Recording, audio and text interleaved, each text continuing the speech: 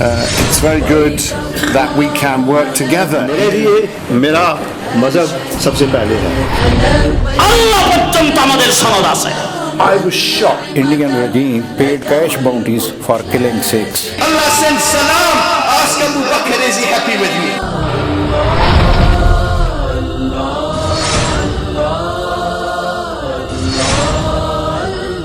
تو میں سب سے پہلے درخواست کروں گا کہ ہمارے صدر محترم جناب یوسف شیخ صاحب وہ تشریف لائیں، اپنی صدارت کی کرسی سنبھالیں.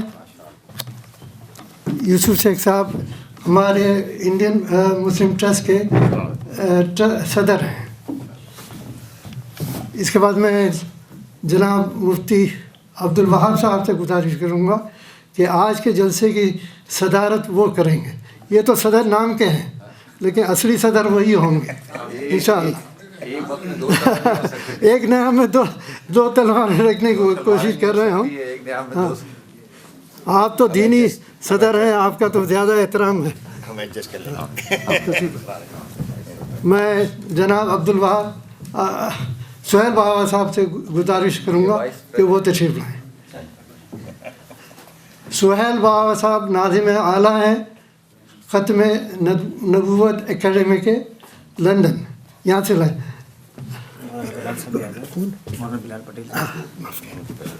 اچھا بتا دیا نہیں جگہ ہے انشاءاللہ، اور ایک جگہ ہے نا. آج مولانا بلال پٹیل صاحب آپ سے درخواست ہے کہ تشریف لائیں. آئیے. یہ سب علماء کرام ایسے ہیں کہ کوئی تعارف کے محتاج نہیں ہیں. یہ اکثر محفلوں میں جاتے رہتے ہیں، دینی محفلوں میں، اور سب لوگ ان کو بخوبی جانتے ہیں. تو میں اگر ان کے بارے میں کچھ کہوں گا تو میرے خیال سے میری نادانی ہوگی. انشاءاللہ جلسہ کی ابتدا تلاوت قرآن مجید سے کی جاتی ہے. فیضان صاحب میں ان سے گزارش کروں گا کہ وہ تشریف لائیں. اعوذ باللہ من الشیطان الرجیم. بسم اللہ الرحمن الرحیم. والضحى والليل إذا سجى ما ودعك ربك وما قلى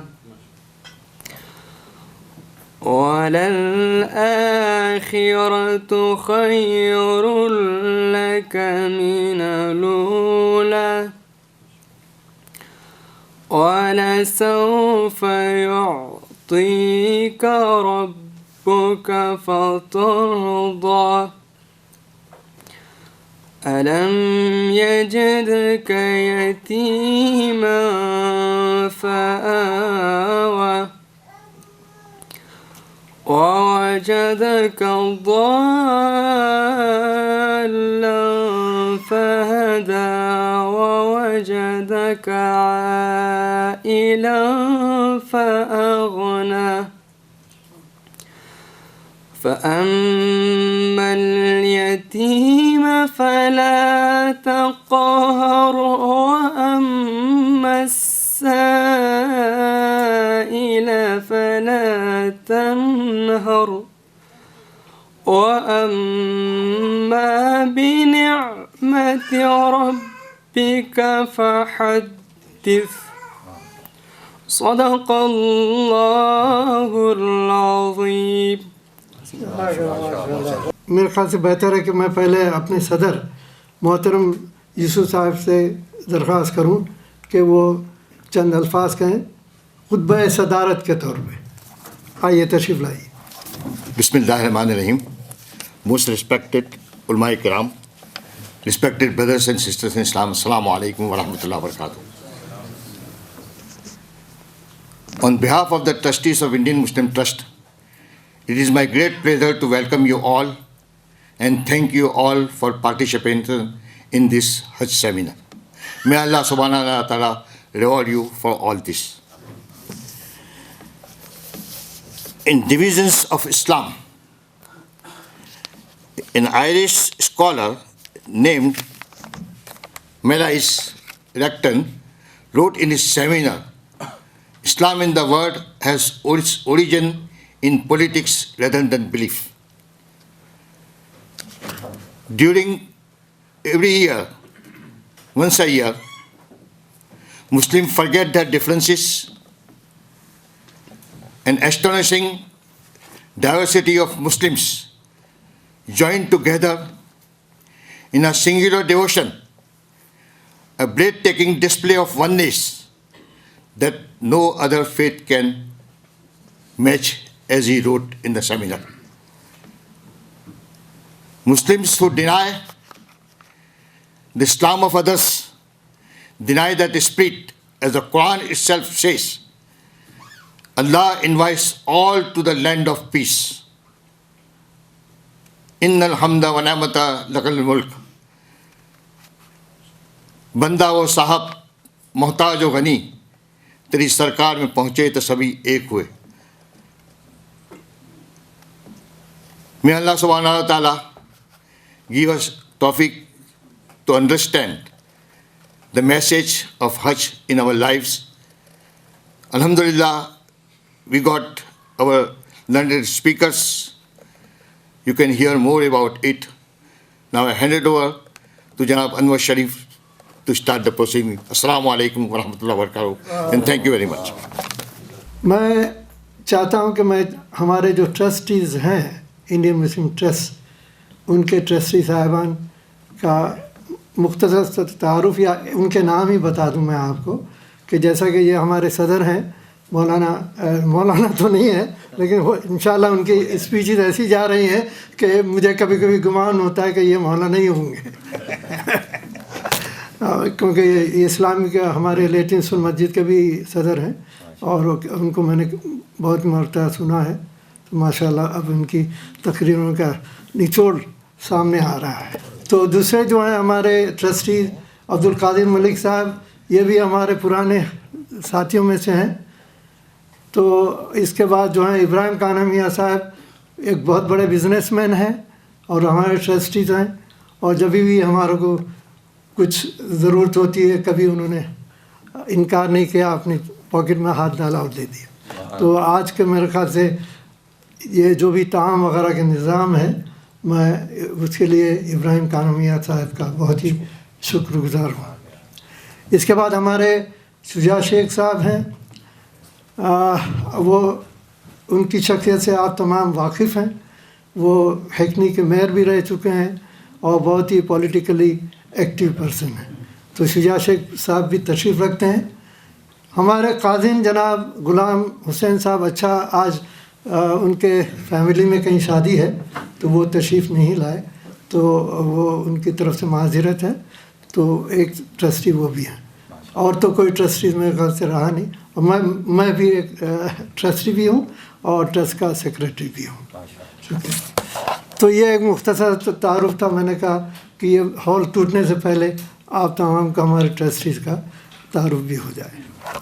अब हम असल प्रोग्राम की तरफ आते हैं. उसमें मैं चाहता हूँ कि इब्तिदा, जैसे मैंने ये अगर आपने पोस्टर पढ़ा होगा तो इसमें उर्दू में मैंने लिखा हुआ है हज का आँखों देखा हाल. राहिम जंग साहब जो कि इस्लाम चैनल पे से मुंसलिक हैं, वो हर साल हज पे जाते हैं. इनके साथ और एक पार्टनर हैं, उनका रज़ा साहब है उनका नाम, योर पार्टनर नईम रज़ा. तो वो नहीं है आज, लेकिन मैंने कहा हम हमारे यंग पर्सन राहिम जंग को ही हम बुलाएंगे. तो इंशाल्लाह वो अंग्रेज़ी में हज का देखा हाल, अपना पर्सनल एक्सपीरियंस जो है 2 साल से वो जा रहे हैं और इंशाल्लाह वो इस साल भी जाएंगे. बिस्मिल्लाहिर्रहमानिर्रहीम वस्सलातु वस्सलामु अला रसूलिल्लाह अशहदु अल्ला इलाहा इल्लल्लाह वहदहु ला शरीका लहु व अशहदु अन्ना मुहम्मदन अब्दुहु व रसूलुहु. To our honored scholars, to our respected elders, brothers and sisters, assalamu alaikum. First, if I can thank the Federation for asking me to come here today. I am from Indian stock myself. My grandfather was from Lucknow in India. My grandmother was from the Gujarat. My uncle is here, sitting in the third row. My mother was Irish, so I was brought up very much knowing that I was half Indian and half Irish. At school, full Muslim, inshallah. At school, I was called Paddy Punjab, which was a bit of both, a bit of the Paddy and a bit of the Punjab. It's a privilege to be here today to address you on such a topic, such an enormous topic as the Hajj. And it was very difficult for me to decide what to say, and Uncle kindly asked me to give my personal experience. I'm not somebody who has any knowledge, who can speak about the fiqh or who can speak about any religious aspect, but what I can do is tell you my personal experience of the Hajj. My first Hajj was 11 years ago, and I went with a small group. And actually, it's a point of note that if you're choosing to go for the Hajj, be very careful which group you choose. Because at the very first day, I realized that I might have made a mistake with the group that I had chosen. When I arrived at Heathrow Airport, and the brother, the organizer, he took me to one side. I was only newly practicing Islam at the time. He took me to one side, he said, I've got a small favor to ask you. I said, what? What would you like? Anything. I'm going Hajj, you know. You're in that mood, you'll do anything for anybody. He said, could you lead the group? I said, do what? Lead the group? I said, where are you going? He said, we're staying in London. So be very, very careful. I can tell you it was an adventure and a half. Be very careful which Hajj group you choose when you go for Hajj. But what was my expectation? My expectation as a newly practicing Muslim was that I was going on the greatest spiritual journey of my life. I was going to meet Muslims from every corner of the world who too were there on the greatest spiritual journey of their lives. I was expecting that this was going to be like one big happy family, like one big commune of everybody loving each other and sacrificing for each other and giving for each other and praying for each other. What I found was very, very different. I found the reality of what happens when millions of people from every part of the globe, speaking different languages, from different education, from different backgrounds, with different cultures, with different expectations, they all come together.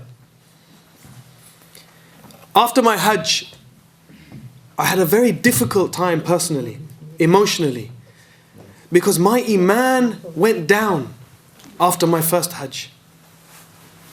This is a strange thing to say. It took me a long time even before I could vocalize it, because I was almost ashamed that my Iman had gone down. I had gone to worship Allah, I had performed all the rituals of Hajj, and yet my Iman had gone down. What I saw on the Hajj, I couldn't believe. Maybe I was naive, simplistic, unrealistic. I was hoping for this beautiful spiritual journey. What I found was selfishness and anger, and the old people being pushed aside, and the poor people being trodden on. And I found difficulty and hardship, and no one with good manners. I can't say nobody, alhamdulillah, I found many people with good manners. But many people who had no interest in anyone but themselves. And this really affected my Iman. It really hit me hard in my heart. I came back and I thought about it for year after year. And when Islam Channel asked me last year to go and broadcast the Hajj, I was very pleased at this privileged opportunity to be broadcasting the Hajj to the whole world, but pleased to go again and get a new perspective. While I was there on Hajj, I began to form this new perspective of the Hajj, to look at things through different eyes, instead of looking at it through the naive, selfish eyes that I had been looking at the Hajj. Looking at it from a point of view of the other people, where they were coming from, what this meant to them, why I had seen it in this way before. And new thoughts began to form in my mind and in my head and in my heart. I was reading a few articles when deciding to try and get some background information about today, and I found a beautiful account on a web by a new Muslim. Some of you may have heard of him. He's a preacher from Boston. His name is Imam Suhaib Webb. He studied for 10 years at Al-Azhar University. He is Hafiz of Quran, and he is an up-and-coming voice in the United States, giving dawah to the Muslims. And he has a beautiful account of his Hajj. And I'm going to lend from his account. I'm going to borrow some of his teachings and give my personal reflection. He asked, what is Hajj like? Do you gain that spiritual high? The spiritual high I was seeking when I went for Hajj. For some people the answer is yes. But for many the answer is no. This is a difficult thing to understand. How can we go for Hajj and not have a spiritual high? He said, my Hajj experience taught me that Hajj is every much as external as it is internal. Hajj is where you learn to pray on an escalator, where you learn to pray on the sidewalk. Hajj is where you learn to pray with someone's feet in your face. Or as I did, underneath a lorry. I actually prayed my Jummah Salah underneath a lorry because there was nowhere else to pray. All the time, getting stepped on, getting pushed aside, whilst at the same time trying to manage every demand you can expect, internal and external, as ordered by Allah subhanahu wa ta'ala. And of course, at all times, trying to keep cool, trying to maintain your sabr.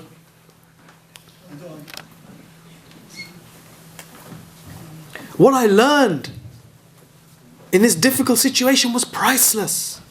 What I learned about myself. My hopes, my dreams of finding a place of seclusion, a spiritual quiet zone where I would be able to connect with my Lord, maybe like the cave of Hira, where we see the Prophet Muhammad ﷺ on his own. This was just my fantasy. This was just my own vanity. Hajj taught me that to attain bliss, I must turn my spiritual energy outwards, trying my best to develop my own qualities to help others. I discovered that instead of instructing us to flee from this world, the Hajj is about engaging with this world, engaging with our brothers and sisters, engaging with the difficulties of the Ummah, and using our personal characteristics to overcome those difficulties. Allah says, the Prophet Muhammad sallallahu alaihi wasallam said, Ar-Rahimun yarhamuhum ar-Rahman. Those who show mercy will receive mercy from the most merciful. Who does not exercise mercy will not receive God's mercy. These are the words that started going over and over in my head on my second Hajj. I realized that while I was walking, eating, crying, supplicating with 4 million people, dealing with the stress, dealing with the crowds, dealing with the heat, dealing with the hunger, dealing with people pushing, dealing with people losing their temper, that if I was able to stay kind at this point, if I was able to stay calm at this time, if I was able to let the other people go first, if I was able to put their needs in front of my own in this difficult situation, then I could do it any time I wanted when I was back home in London.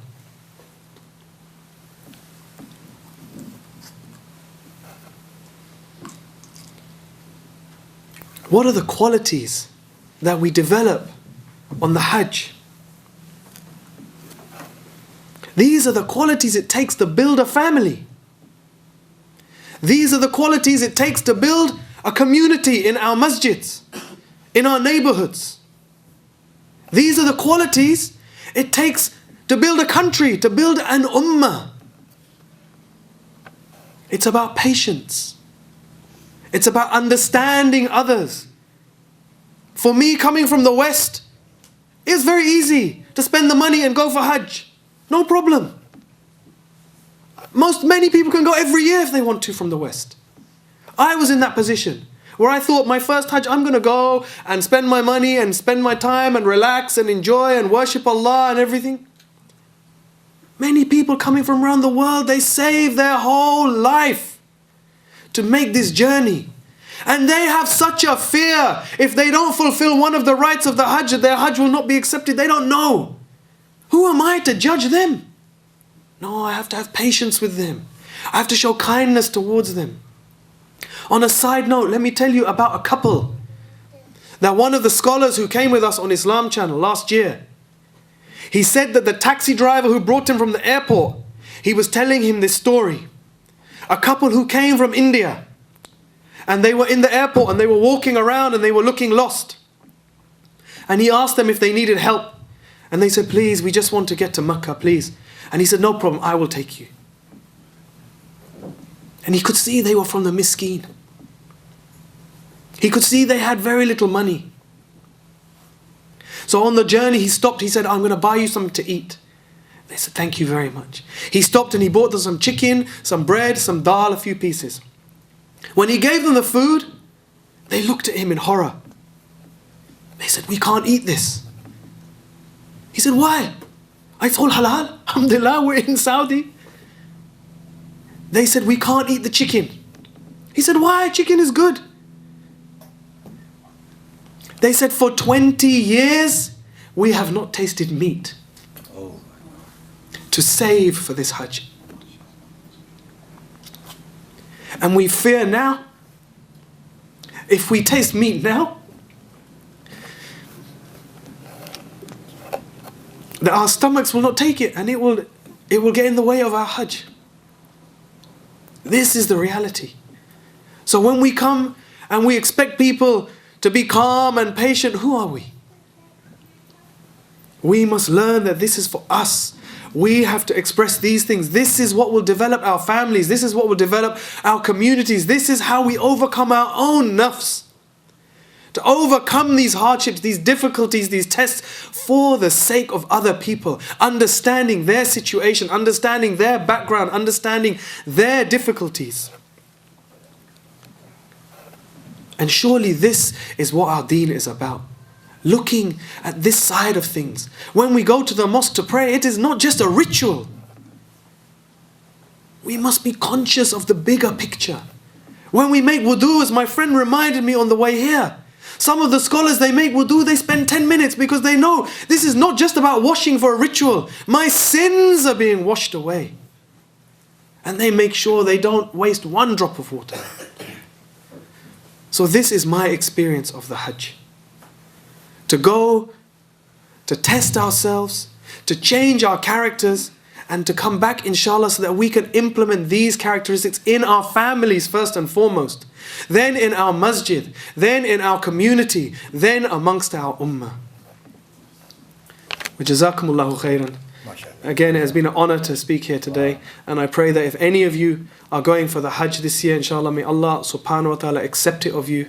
May He return you as a newborn baby, that your Hajj is, as we say, a Hajj accepted by Allah subhanahu wa ta'ala. May He raise you in Iman, and may He allow you to taste the sweetness that can come from making this journey. Jazakumullahu khairan. Wassalamu alaikum wa rahmatullahi wa barakatuh. Jazakallahu khair. Rahim, thank you very much. He has a very long way to come from South London. He's a very, very busy person, I know. Our original reciter, Qiraat reciter, he's here, Adil. Yeah. So I'll ask him to come, please. أعوذ بالله من الشيطان الرجيم.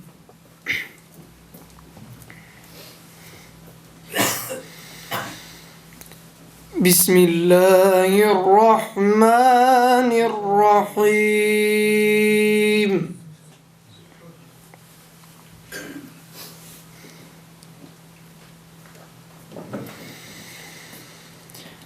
ولقد أهلكنا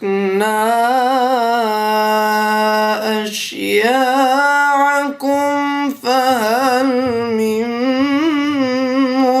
مدكر.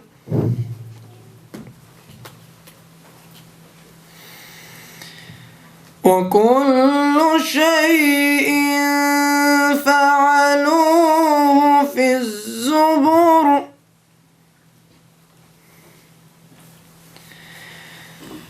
وكل صغير وكبير مستطر.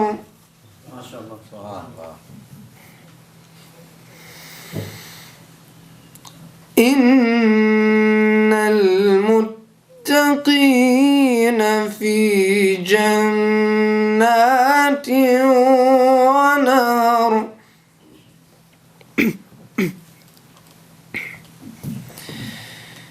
في مقعد صدق عند مليك مقتدر.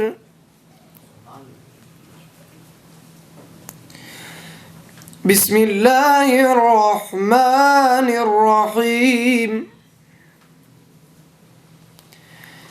بسم الله الرحمن الرحيم. الرحمن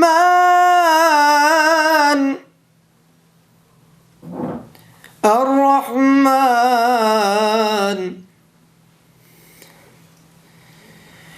إن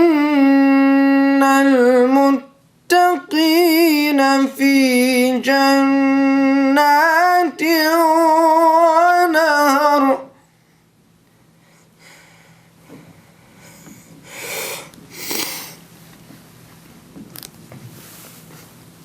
في مقعد صدق عند مليك مقتدر. بسم الله الرحمن الرحيم. الرحمن. الله يبارك فيك. اللهم زد فزد ما شاء الله.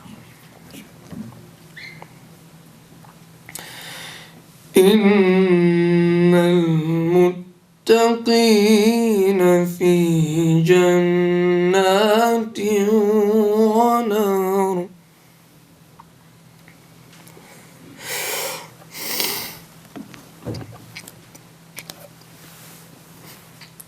في مقعد صدق عند مليك مقتدر. بسم الله الرحمن الرحيم. الرحمن علم القرآن خلق الإنسان.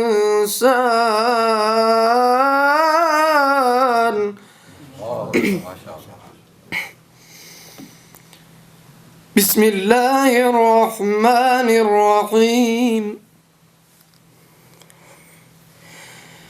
الرحمن الرحمن علم القرآن خلق الإنسان علمه البيان.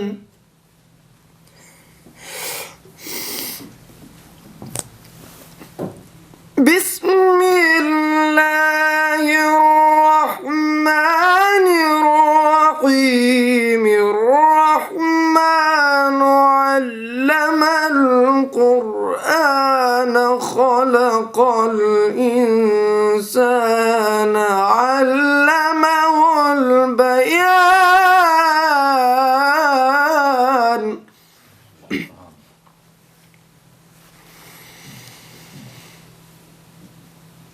الشمس والقمر بحسبان والنجم والشجر يسجدان.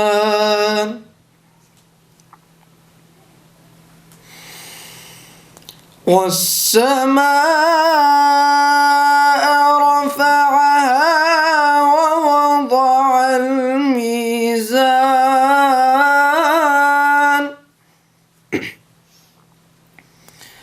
ألا تطغوا في الميزان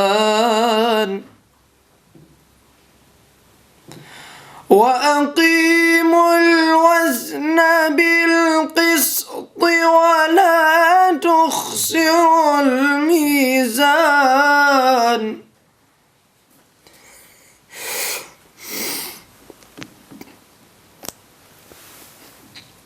والأرض وضعها للأنام فيها فاكهة والنخل ذات الأكمام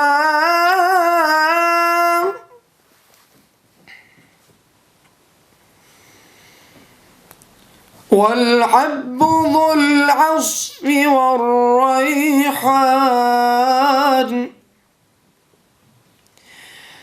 فبأي آلاء ربكما تكذبان صدق الله العظيم. جزاک اللہ خیراً. حافظ قاری عادل صاحب، ان کے لیے تو بس یہ کہہ رہا ہوں، اللہ کرے زور قرات اور زیادہ. ہاں، یہ مولوی یوسف کوٹی صاحب کے نواسے ہیں، مولانا یوسف کوٹی صاحب کے. ماشاء اللہ ابھی یہ حال ہے، تو انشاءاللہ ہم دعا کرتے ہیں کہ ان کا اور زور بڑھے اور قرات اچھی ہو، اور ہمیں وہ اسی طرح ہمارے کو بجت میں لاتے رہیں. شکریہ. میں اب گزارش کرتا ہوں ہمارے عالم محترم جناب بلال پٹیل صاحب سے کہ وہ تشریف لائیں. وہ تشریف لا چکے ہیں، ادھر بیٹھے ہوئے ہیں میرے پاس میں. میں ان کے بارے میں اور زیادہ کچھ کہنا نہیں چاہتا، میرے خیال سے آپ تمام ان سے بخوبی واقف ہیں. تو دارالعلوم سسیکس کے رابطہ ان کا ہے، ابھی فی الحال کیا پوزیشن ہے مجھے معلوم نہیں، لیکن بہرحال یہ وہاں کے کرتا دھرتاؤں میں تھے اور ابھی بھی ہیں. تو میں ان سے گزارش کروں گا مولانا بلال پٹیل صاحب سے کہ تشریف ہیں، کیونکہ ابھی انگریزی میں بہت سی تقاریر ہو گئیں، باتیں بھی ہو گئیں، تو ذرا منہ کا ذائقہ بدلیں، اردو میں کوئی بات ہو جائے. شکریہ. بسم اللہ الرحمن الرحیم. نحمدہ ونصلی ونسلم علی رسولہ الکریم. اما بعد فاعوذ باللہ من الشیطان الرجیم. بسم اللہ الرحمن الرحیم. وأذن فی الناس بالحج یاتوک رجالا وعلی کل ضامر یأتین من کل فج عمیق. صدق اللہ العظیم. یہاں چونکہ ایک صدر نہیں بلکہ صدرین ہیں، اس لیے میں دونوں صدروں کو اور اسی طرح علماء حضرات کو اور آپ سب حضرات کو السلام علیکم ورحمۃ اللہ وبرکاتہ. انشاءاللہ علماء حضرات ہیں وہ آپ حضرات کو حج کے متعلق تفصیلی بیان فرمائیں گے. مفتی حضرات ہیں وہ فتویٰ کے ذریعے سے آپ کی رہبری فرمائیں گے. اپنے موضوع سے پہلے میں چونکہ انور شریف صاحب نے جامعہ کے متعلق ذکر چھیڑ دیا تو شاید کچھ کنفیوز ہیں کہ میں جامعہ سے ہوں یا جامعہ موجود ہیں یا نہیں. تو دونوں چیزیں موجود ہیں الحمدللہ. جامعہ اسلامیہ تمام مسائل و تمام مشکلات کے باوجود بھی الحمدللہ قائم ہیں، اور الحمدللہ وہ اپنے جس روٹ کے اوپر شروع کیا تو اسی روٹ کے اوپر ہے، اور الحمدللہ ثم الحمدللہ میں اسی جامعہ کی ابھی بھی خدمت کر رہا ہوں. تو الحمدللہ دونوں چیزیں موجود ہیں. دعا فرمائے اللہ تعالیٰ جو بھی مشکلات ہو اس کا آسان فرماتا ہے. حج کے متعلق الحمدللہ بہت سارے مسائل آتے رہتے ہیں. میں چند مشکلات کے متعلق عرض کر دینا چاہتا ہوں جو حج کے اندر عموماً پیش آتے رہتے ہیں. تو وہ مسائل میں بتانا چاہتا ہوں جس سے اگر ہم تھوڑے سے احتیاط کر لیں یا تھوڑے سے کچھ چیزیں ہیں جس کو اپنا لیں تو انشاءاللہ بہت سارے مسائل آسان ہو جائیں گے. سب سے پہلے تو صحت کے متعلق یہ ہے کہ عموماً میرے ساتھ بھی کچھ حادثہ پیش آئے تھے کہ جو انجیکشن لگائے جاتے ہیں وہ کہتے ہیں آپ سرٹیفکیٹ لے لیں، آپ کو انجیکشن لگانے کی ضرورت نہیں. وہاں ایئرپورٹ پر سرٹیفکیٹ لے لیں گے، آپ کو چیک نہیں کریں گے. تو ٹھیک ہے وہ چیک نہیں کریں گے، لیکن صحت کا مسئلہ تو میرا ہے، اس آفیسر کا نہیں ہے جس نے میرے سرٹیفکیٹ کو دیکھنا ہے. تو میں اپنے تمام ساتھیوں کو مشورہ دوں گا کہ ایسی غلطی نہ کریں. یہ میری اپنی صحت کا سمجھے کہ میری اپنی صحت کا مسئلہ ہے، یہ گروپ لیڈر کا مسئلہ نہیں اور نہ ہی اس آفیسر کا مسئلہ ہے، میرا پرسنل میٹرز ہے. تو اس کو ضرور احتیاط کرنا چاہیے. دوسرے یہ ہے کہ بہت ساری دعائیں ہیں الحمدللہ ہم اس کی تعظیم کرتے ہیں، اس کی رسپیکٹ کرتے ہیں. میں نے کسی دعا کے متعلق کچھ نہیں کہنا، صرف اتنا عرض کرنا ہے کہ جب ہم وہاں پہنچتے ہیں تو کتاب لے کر کے کھڑے ہو جاتے ہیں. اب مجھے ان لوگوں کے اوپر بہت ترس آتا ہے جو حضور اکرم صلی اللہ علیہ وسلم کے روضہ مطہرہ کے پاس پہنچتے ہیں اور کتاب لے کر کے اندر دیکھ کر پڑھتے ہیں. میں ان حضرات کے متعلق ہمیشہ ایک مثال دیا کرتا ہوں. سمجھے کہ ایک بچہ ہے، بچپن کے اندر لاس ہو گیا تھا. اب 30 سال 40 سال کے بعد اس کو پتہ چلا کہ میرا فلانے ماں یا میری فلانی ماں ہے، باپ نہیں ہے، ماں ہے تو فلانی جگہ پہ ہے. اب ظاہر بات ہے کہ 40 سال کے بعد ماں کو ملنا ہے تو اس ماں کو ملنے کا جو شوق اور جذبہ اور تڑپ جو ہے اس کے دل کے اندر کیا ہوگا. اور جب اس ماں کو یہ پتہ چل جائے کہ میرا بیٹا آ رہا ہے تو آپس کے اندر میں کیا شوق اور جذبہ ہو سکتا ہے وہ آپ خود جان سکتے ہیں. اگر وہ لڑکا پلین کے اندر بیٹھ کر کے لکھنا شروع کر دے کہ ماں مجھے تھوڑی بہت یاد آ رہی تھی اور اللہ تجھے عمر میں برکت دے تو یہ کر دیں وہ کر دے، اور جب ماں ملے تو ماں کے سامنے پیپر لے کے کھڑا ہو جائے کہ اماں جی میں پہلے ہی پڑھ لیتا ہوں، کیا خیال آپ کا؟ تو سمجھے کہ سیدنا محمد رسول اللہ صلی اللہ علیہ وسلم ایسی ہزاروں ماؤں سے زیادہ ہماری تڑپ رکھنے والے رسول، جب ہم ان کے پاس جاتے ہیں اور ایک ہمارا جذبہ ہوتا ہے ایک ان کا جذبہ ہوتا ہے، ایسے وقت میں ہم کتاب لے کر کے کھڑے ہوتے ہیں تو پھر کیا ہوتا ہے وہ آپ اندازہ کر سکتے ہیں. تو ایسے وقت کے اندر میں کتابیں کچھ نہیں ہوتی ہے، وہاں تو صرف ایک لفظ کہہ دینا الصلاۃ والسلام علیک یا رسول اللہ، بس دنیا اور آخرت کی نجات کے لیے کافی ہے. تو میں یہ نہیں کہتا ہوں کہ کتابیں نہ لیں، ضرور لیں اور یاد بھی کریں، لیکن اس کتابیں نہیں ہوتی ہے، وہ تو جذبہ کا اظہار ہوتا ہے. اور آپ نے بہت ساری کتابوں میں پڑھا ہوگا کہ ایسے جذبات کے وقت کے اندر میں تو اندر سے آواز بھی سنے گئی تھی کہ وعلیکم السلام کر کے، وہ تو جذبہ ہوتا ہے پھر ایسا ہوتا ہے. تو ایسے وقت کے اندر میں کتابیں نہیں پڑھی جاتی، ایسے وقت کے اندر میں اپنے دل کی جو ارمان ہوتی ہیں وہ پوری کی جاتی ہیں. تو اسی طرح حرمین شریفین میں جب طواف کرتے ہیں تو اپنے دل کی جتنے آرزو ہیں اس کو نکالیں. کتابوں کی جو آرزو ہیں وہ تو اپنی جگہ پہ ہیں، اپنے دل کی جو آرزو ہیں جو بھی ہیں، دنیا کی یا آخرت کی، امت کی، اپنی ذاتی جتنے بھی ہیں، ساری ارمانیں اللہ کے سامنے لا کر کے رکھ دیں کہ یا اللہ یہ چیزیں لے کر حاضر ہوں. کیونکہ الدعا مخ العبادہ، دعا ایک ایسی چیز ہے کہ عبادت اس کے سامنے کوئی حیثیت نہیں رکھتی. یعنی آپ ساری باڈی ہوں اور برین کو نکال کر کے باہر رکھ دیں، کیا خیال ہے وہ باڈی فنکشنل ہوگا؟ نہیں ہوگا، ختم ہوگا. تو اسی طرح دعا کے بغیر عبادت انفنکشنل ہے اور دعا ہی مین ہے. تو اب جب ہم طواف کر رہے ہیں، ساری تکلیف اٹھا رہے ہیں، وہ اس لیے اٹھا رہے ہیں کہ اپنے اللہ کے سامنے جا کر کے اپنی ساری حاجات کو پیش کر دینا ہے اور اللہ کو اپنا ایمان ظاہر کرنا ہے کہ یا اللہ دنیا میں کسی سے کچھ نہیں ہوتا، تجھ سے ہوتا ہے تو تیرے سامنے حاضر ہے. تو ایسے وقت کے اندر میں اپنی جو دعائیں ہیں، دل کی جو بھی ارمان ہیں اس کو پوری کریں. اور ایسے وقت کے اندر ہی بہت سارے اور مسائل آ جاتے ہیں، کوئی دھکا دے رہا ہے، کوئی آگے سے پیچھے سے دھکے دے رہے ہیں، کوئی کیا کر رہے ہیں، کوئی کیا کر رہا ہے. اور سب سے بڑی خوبی کی بات یہ ہے کہ وہ بلاک کرنے والے جو اللہ اکبر کہہ کر کے وہیں مطاف کے اندر نماز پڑھنا شروع کر دیتے ہیں، اور اس کے نماز کی وجہ سے 3,30,00,000 مسلمانوں کو کیا تکلیف ہوتی ہے. تو ظاہر بات ہے. اور اسی طرح جب ہم یعنی حجر اسود کو بوسہ دینے کی کوشش کرتے ہیں تو ایسے وقت میں جو حالات ہوتے ہیں آپ سب جانتے ہیں ماشاءاللہ. میں نے تو صرف یہ بتانا ہے کہ اس قسم کی غلطیاں نہ کریں، کیونکہ یہ ایک ایسا حرم ہے جو ہمیں ایک عبادت کے اوپر 1,00,000 ثواب دیتا ہے. تو یہی وہ حرم ہے ہماری ایک غلطی کے اوپر ہمارے 1,00,000 عبادت ضائع بھی ہو کر دیتا ہے. تو دونوں ہیں. اگر کسی مسلمان کو دھکا دے دیا اور اب مطاف کے اندر کھڑے ہو کر کے نماز شروع کر دی تو جتنے مطاف کو تکلیف ہوگی ان سب کا گناہ ہمیں ہوگا. تو یہ سارے مسائل جو ہیں اس کا بہت زیادہ احتیاط کرنے کی ضرورت ہے. اور دوسری ہے کہ ہمیں جب حج میں جاتے ہیں تو بہت بتایا جاتا ہے کہ مطاف کے اندر ہی طواف کرنا ہے. اور عموماً یہ دیکھا جاتا ہے کہ جب احرام باندھ لیتے ہیں تو ایسا لگتا ہے جیسا ہمارے اوپر کوئی عذاب آ گیا ہے. وہ بھائی جلدی جلدی جلدی جلدی ختم کرو ختم کرو ختم کرو، بھاگ رہے ہیں. ابھی بستر رکھا، سامان رکھا، فوراً بھاگے. کہاں جا رہے ہیں؟ بس جلدی سے عمرہ کرنے کے لیے جا رہے ہیں. کیوں جا رہے ہیں؟ تو پھر احرام سے باہر نکلنا. تو احرام اللہ کی رحمت ہے، وہ زحمت نہیں. وہ اللہ کی رحمت ہے. جب تک احرام کی حالت میں ہوں گے، ہمارا سونا، ہمارا کھانا، ہمارا پینا، ہمارا چلنا، یہ سب کے سب عمرے کے اندر میں شامل ہے.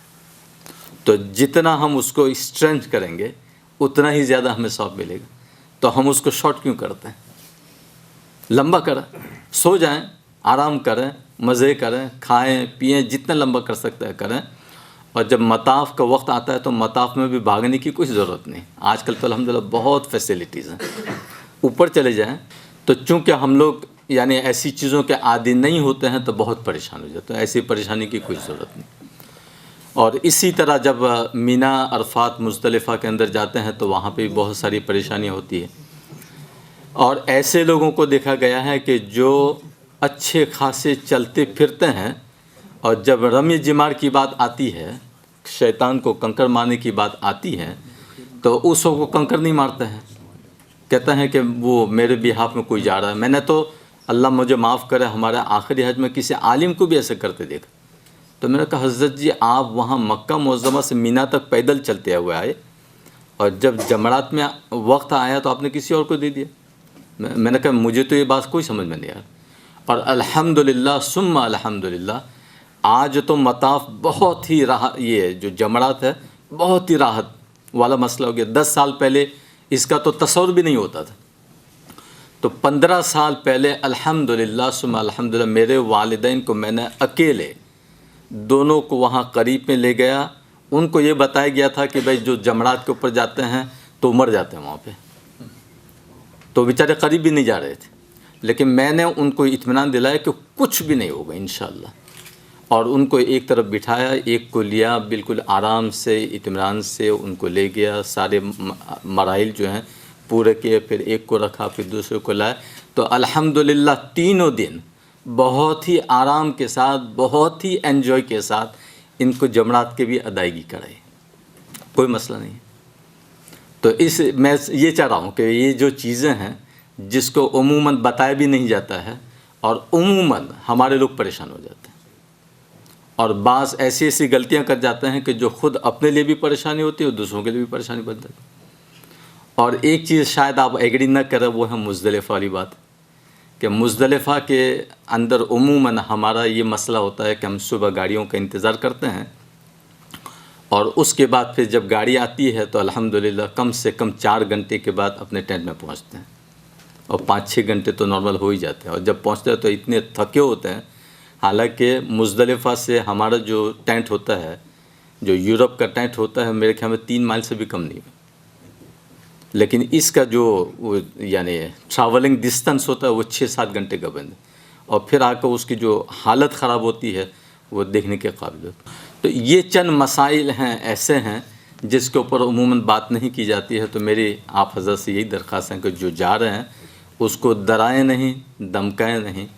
اور جیسا بھی وہ بھائی کا جو مسئلہ تھا کہ بھائی وہ کہہ رہا تھا کہ کیا نام تھا اس کا بھی جو مجھ سے پہلے، راہین صاحب کا جو کنسرن تھا، اس کا سب سے بیسٹ سلوشن میں آپ کو بتا دوں. بیسٹ سلوشن یہ ہے کہ آپ جتنی بات کریں گے لوگوں کے ساتھ اتنے مسائل پیدا ہوں گے. وہ کہیں کسی کو مشرک کہہ رہا ہوگا تو کسی کو بدعت کہہ رہا ہوگا، کسی کو منافق کہہ رہا ہوگا، کسی کو کیا کہہ رہا ہوگا. یہاں تک کہ مجھے یاد ہے کہ ایک مرتبہ ہمارے ساتھ ایک بحث چل پڑی تھی کہ یہ سعودی گورنمنٹ ایسی کی تیسی، اور سارے پیسے یہاں لگا رہے ہیں، وہاں لگا رہے ہیں، یہ کر رہے ہیں، وہ کر رہے ہیں. تو میں نے ان صاحب کو یہ کہا کہ ایک مجھے بتاؤ کہ اتنے دن تم یہاں آئے ہوئے، تقریباً 3 ہفتے تو میرے ساتھ ہو گئے، تم نے حرمین شریفین کو 50 پینس دیے؟ کتنے دیے؟ ہاں. تو مجھے کہنے لگے کہ میرا 50 پینس سے کیا ہوتا ہے؟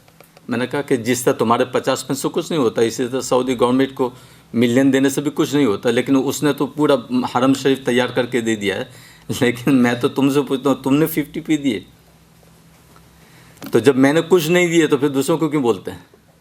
تو اصل مسئلہ یہ ہوتا ہے کہ جب ہم ایسی بحثوں کے اندر پڑیں گے کہ کون منافق ہے، کون بدعتی ہے، کون مشرک ہے، کون فضول خرچ، ایسوں کے بجائے سب سے بیسٹ سلوشن یہ ہے کہ اللہ کا کلام اٹھائیں، حرم شریف میں ہر جگہ اللہ کا کلام موجود ہوتا ہے، اس کو لے کے بیٹھ جائیں.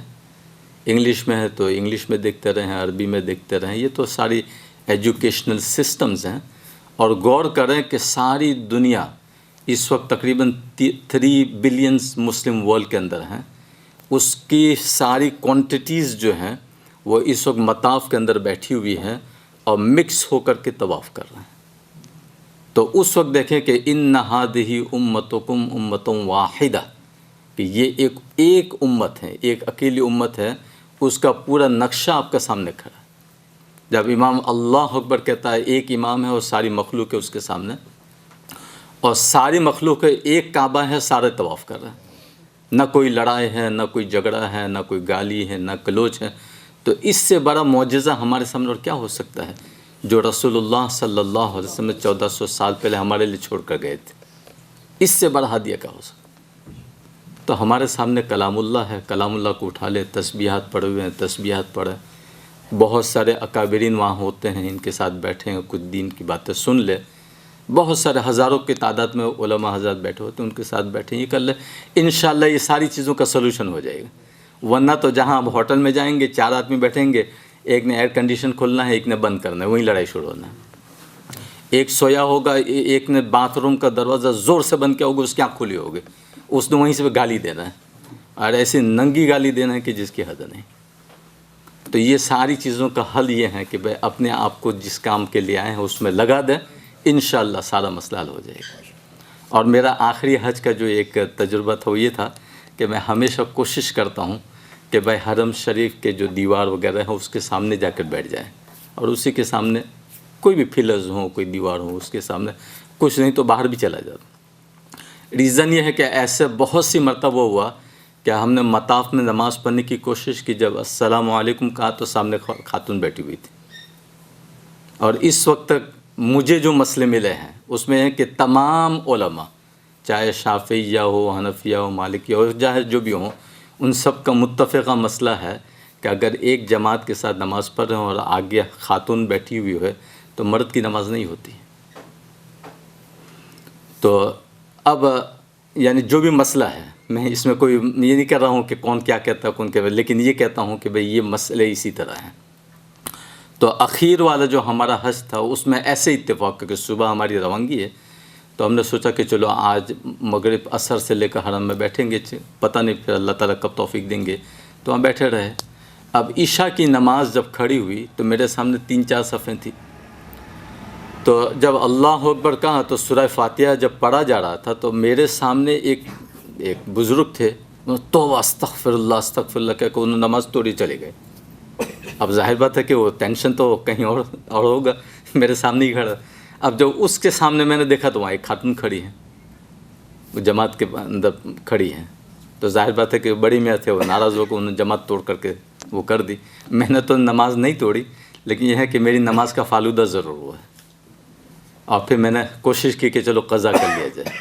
تو اب 30 لاکھ مسلمانوں کی جماعت کے ساتھ میں نماز پڑھ رہا تھا، لیکن آخر میں نے واپس یہ کوشش کر لی کہ میری نماز پھر سے اکیلے کھڑے ہو کر کے پڑھ لوں.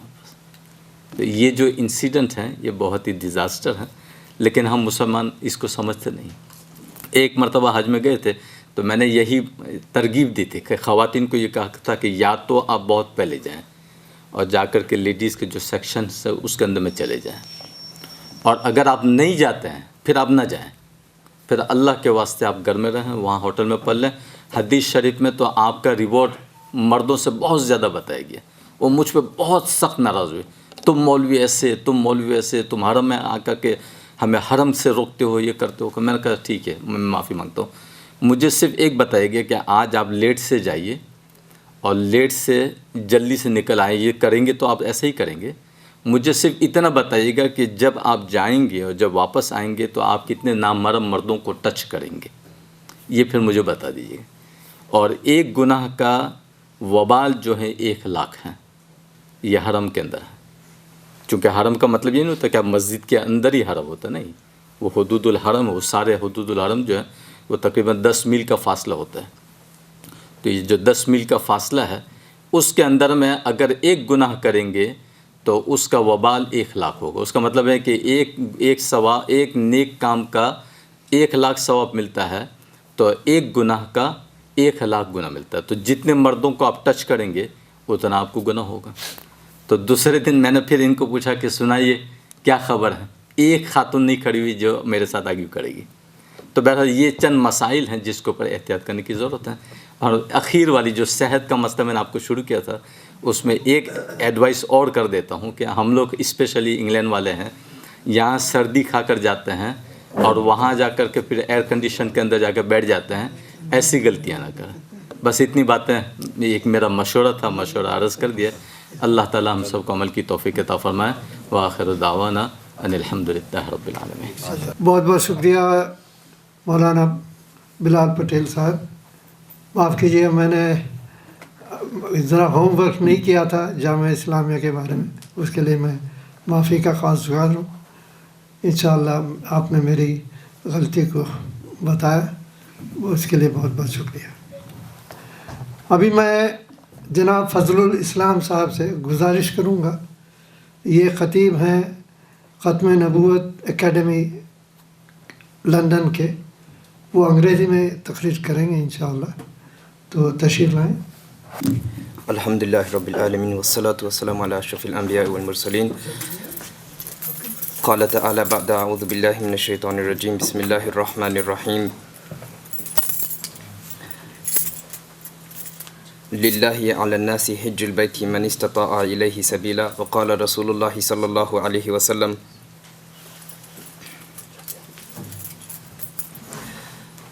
رجع كيوم ولدته أمه أو كما قال رسول الله صلى الله عليه وسلم.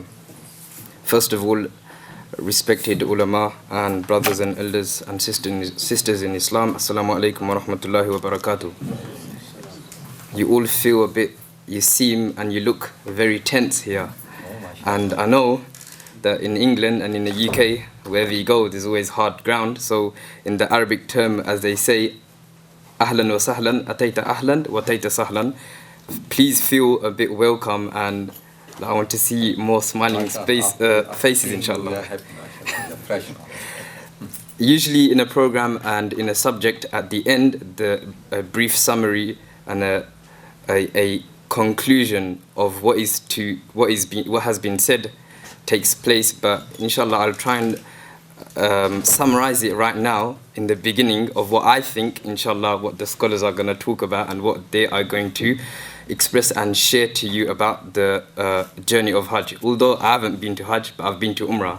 And before we went to Umrah, we were in South Africa, and when I went there, like on paper, when you learn about the things, obviously I'm not discouraging you not to read about Hajj. It is imperative, it is important to read about the Hajj and the rituals that you are going to do before going there, otherwise you'll be clueless. But before we went there, we had a sort of a guide, a friend of ours, who was telling us all about the rituals of Hajj and everything. And like you try to understand, but you can't because you're not there. So all this time, it's all paper-based, and you're reading it on the paper, but you don't know what really Safa and Marwa looks like.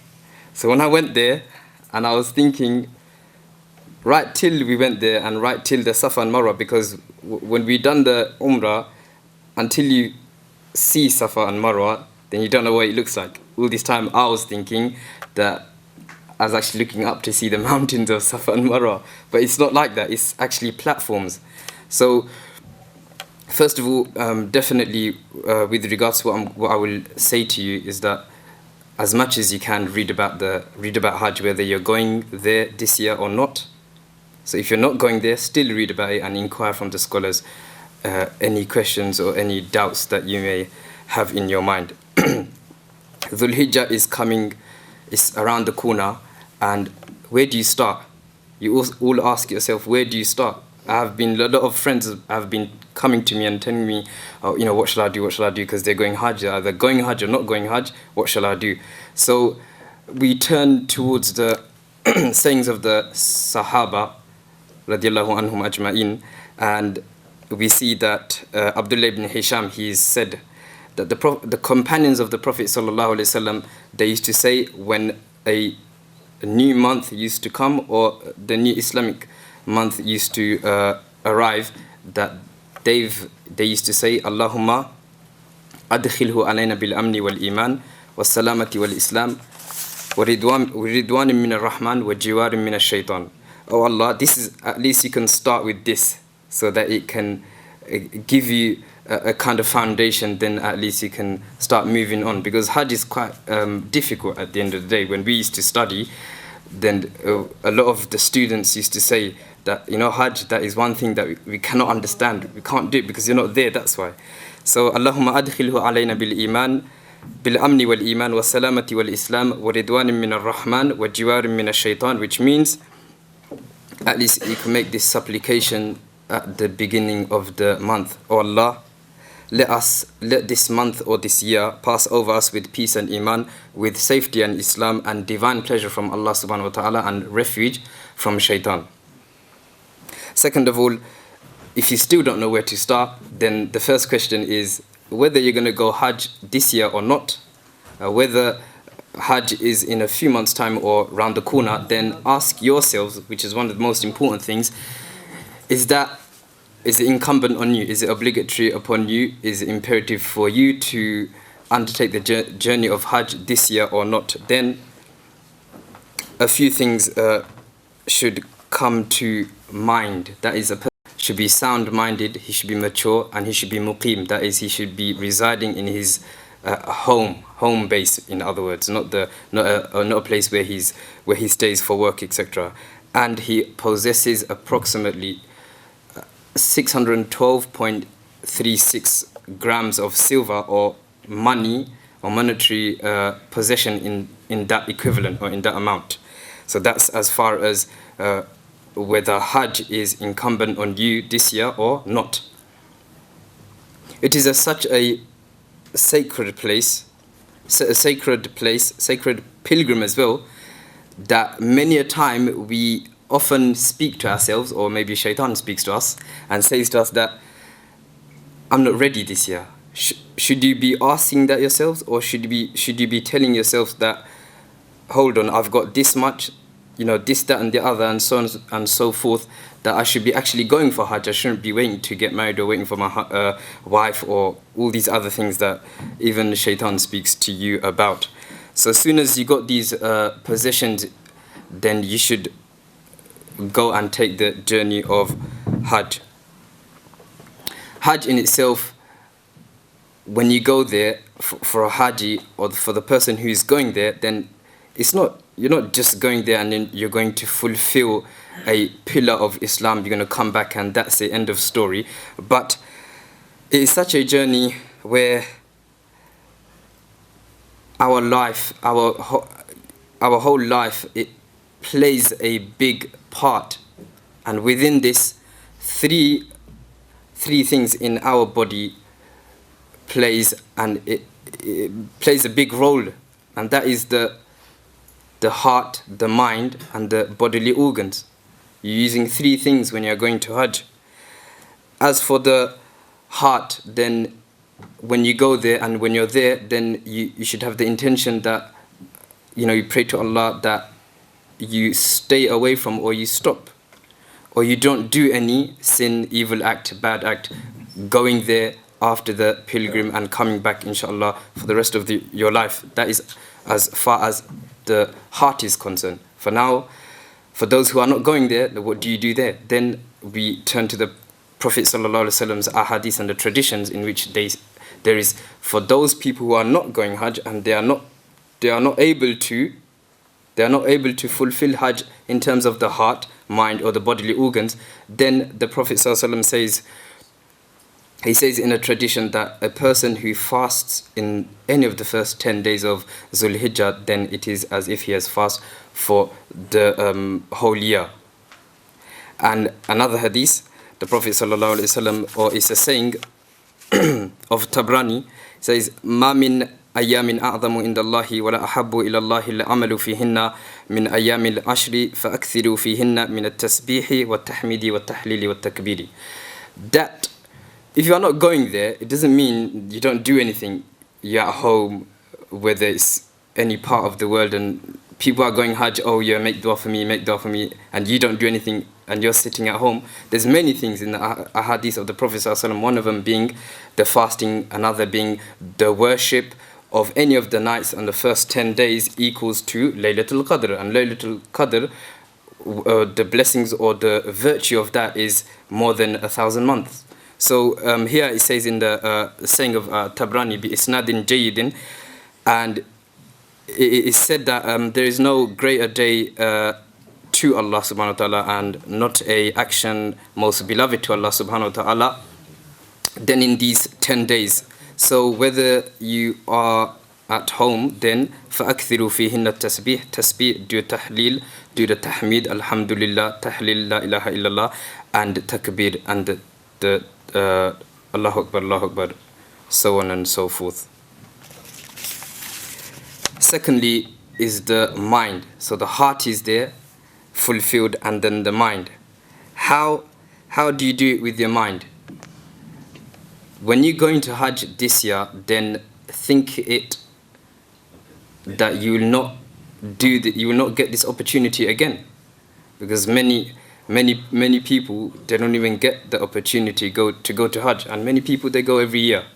But when you go there, then put that in your mind that you might not go there again. So you need to explore every second. You need to explore every second from the journey, from the time that you set out from your home to Hajj and back as well. And thirdly, the bodily organs. Obviously, the rituals of Hajj include strength, energy. You need to use your bodily organs, including the sacrifice and the shaving of the head, etc. Going to the verse, لِلَّهِ عَلَى النَّاسِ حِجُّ الْبَيْتِ مَنِ اسْتَطَاعَ إِلَيْهِ سَبِيلًا. This is very important. Hajj is a ritual which is very important. It should not be neglected. Why? Because it's only incumbent on us, and it is obligatory on us just once. Just once. So the first part of the ayah, for those of you who know Arabic, inshallah they will enjoy this. Lillahi, lam is one emphasis. Ala nasi is another emphasis. Hijjul bayti ala man istata'a ilayhi is another emphasis. So these three emphases in one verse, this shows you the importance of Hajj, as it is part of the pillars of Islam as well. Virtues, there's innumerable virtues for Hajj. And in one hadith, I think in Ibn Majah, if I'm not correct, the scholars and muftis can correct me, inshallah, that a person who goes for Hajj, then he can intercede or take to Jannah 400 people from the family. So obviously it is for emphasis, isn't it? I don't think any of us have 400 members in our family. So there's loads of other virtues as well. There's another virtue is that a person goes for Hajj, and the person who wages jihad in the way of Allah, then their supplication, whatever they supplicate for, will be answered, and when they make forgiveness to Allah subhanahu wa ta'ala, Allah will forgive them as well. Purpose of Hajj, briefly, the purpose of Hajj is to seek the mercies and blessings of Allah. That should be our primary objective. And to recreate, don't forget, it's not just your Hajj, it's not just a pillar of Islam that you have to fulfill, but don't forget that you have to recreate the spirit and the sacrifice performed by Ibrahim alayhi salam. What was it like when he was about to sacrifice his son by the order of Allah subhanahu wa ta'ala? At the end, it was just a test. Allah subhanahu wa ta'ala tested him, and he went for it, and then Allah subhanahu wa ta'ala changed his son in a form of an animal, and this was a test, and Ibrahim alayhi salam, he passed this test. So don't forget, when you are doing these rituals and when you're going for Hajj, then definitely have this in mind, the way Ibrahim alayhi salam did his actions, because the whole of his life was based on sacrifice. So inshallah we will finish there, and the rest of the fiqh, etc., it will inshallah be covered by our mufti sabs and our scholars, and this is just their talk will be the icing on the cake for our talk, inshallah. So, وآخر دعوانا الحمدلله رب العالمين. May Allah subhanahu wa ta'ala give me also first the tawfiq to practice upon what has been said and what will be said, inshallah. Assalamu alaikum wa rahmatullahi wa barakatuh. Thank you very much, Maulana Fazlul Islam Sahib.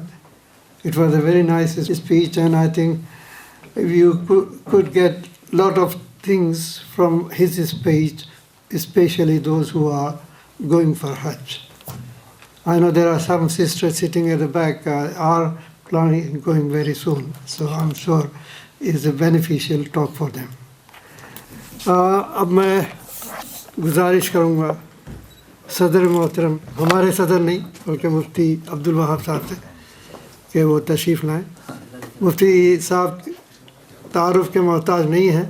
आजकल Iqra television से काफ़ी राब्ता है इनका, काफ़ी उनके speeches भी आते हैं, उनके सवालात और जवाबात का प्रोग्राम भी होता है और बहुत से लोग फ़ैज़ उठाते हैं.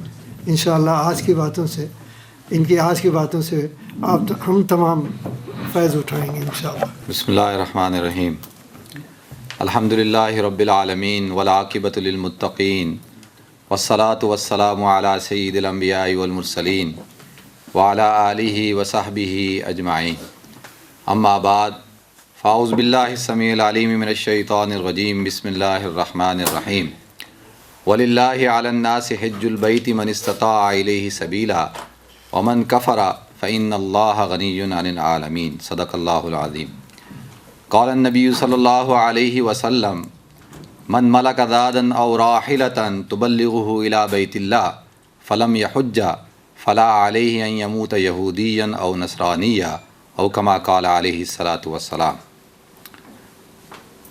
या रब्बी सल्लि वसल्लिम दाइमन अबदा मौलाया सल्लि वसल्लिम दाइमन अबदा अला हबीबिका खैरुल खल्क़ि कुल्लिहिम. मोहतरम हाज़िरीन किराम, अस्सलामु अलैकुम व रहमतुल्लाहि व बरकातुहू. और सबसे पहले मैं इंडियन मुस्लिम ट्रस्ट का मशकूर हूँ कि उन्होंने मुझे यहाँ पर आप हज़रात से मुखातब होने का मौका इनायत फ़रमाया.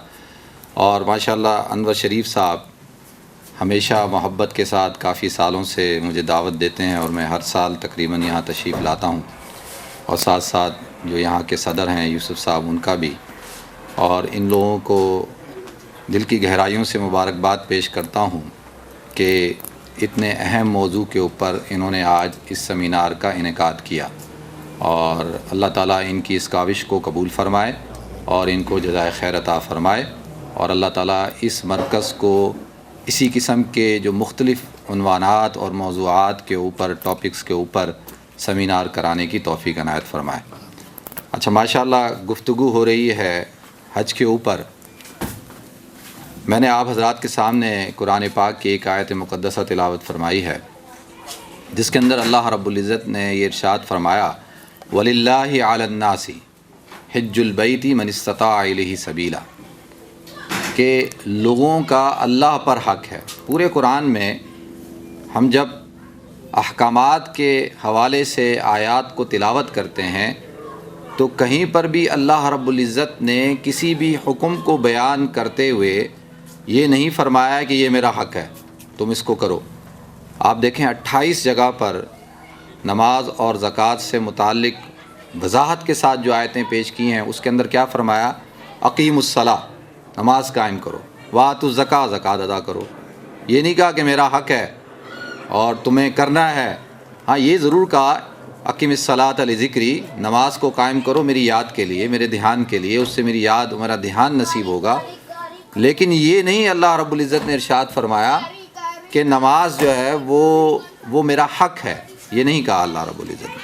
अगरचे नमाज बुनियादी इबादत है, ईमान के बाद पहला जो अमल है वो नमाज का अमल है, लेकिन ये नहीं कहा अल्लाह रब्बुल इज़्ज़त ने.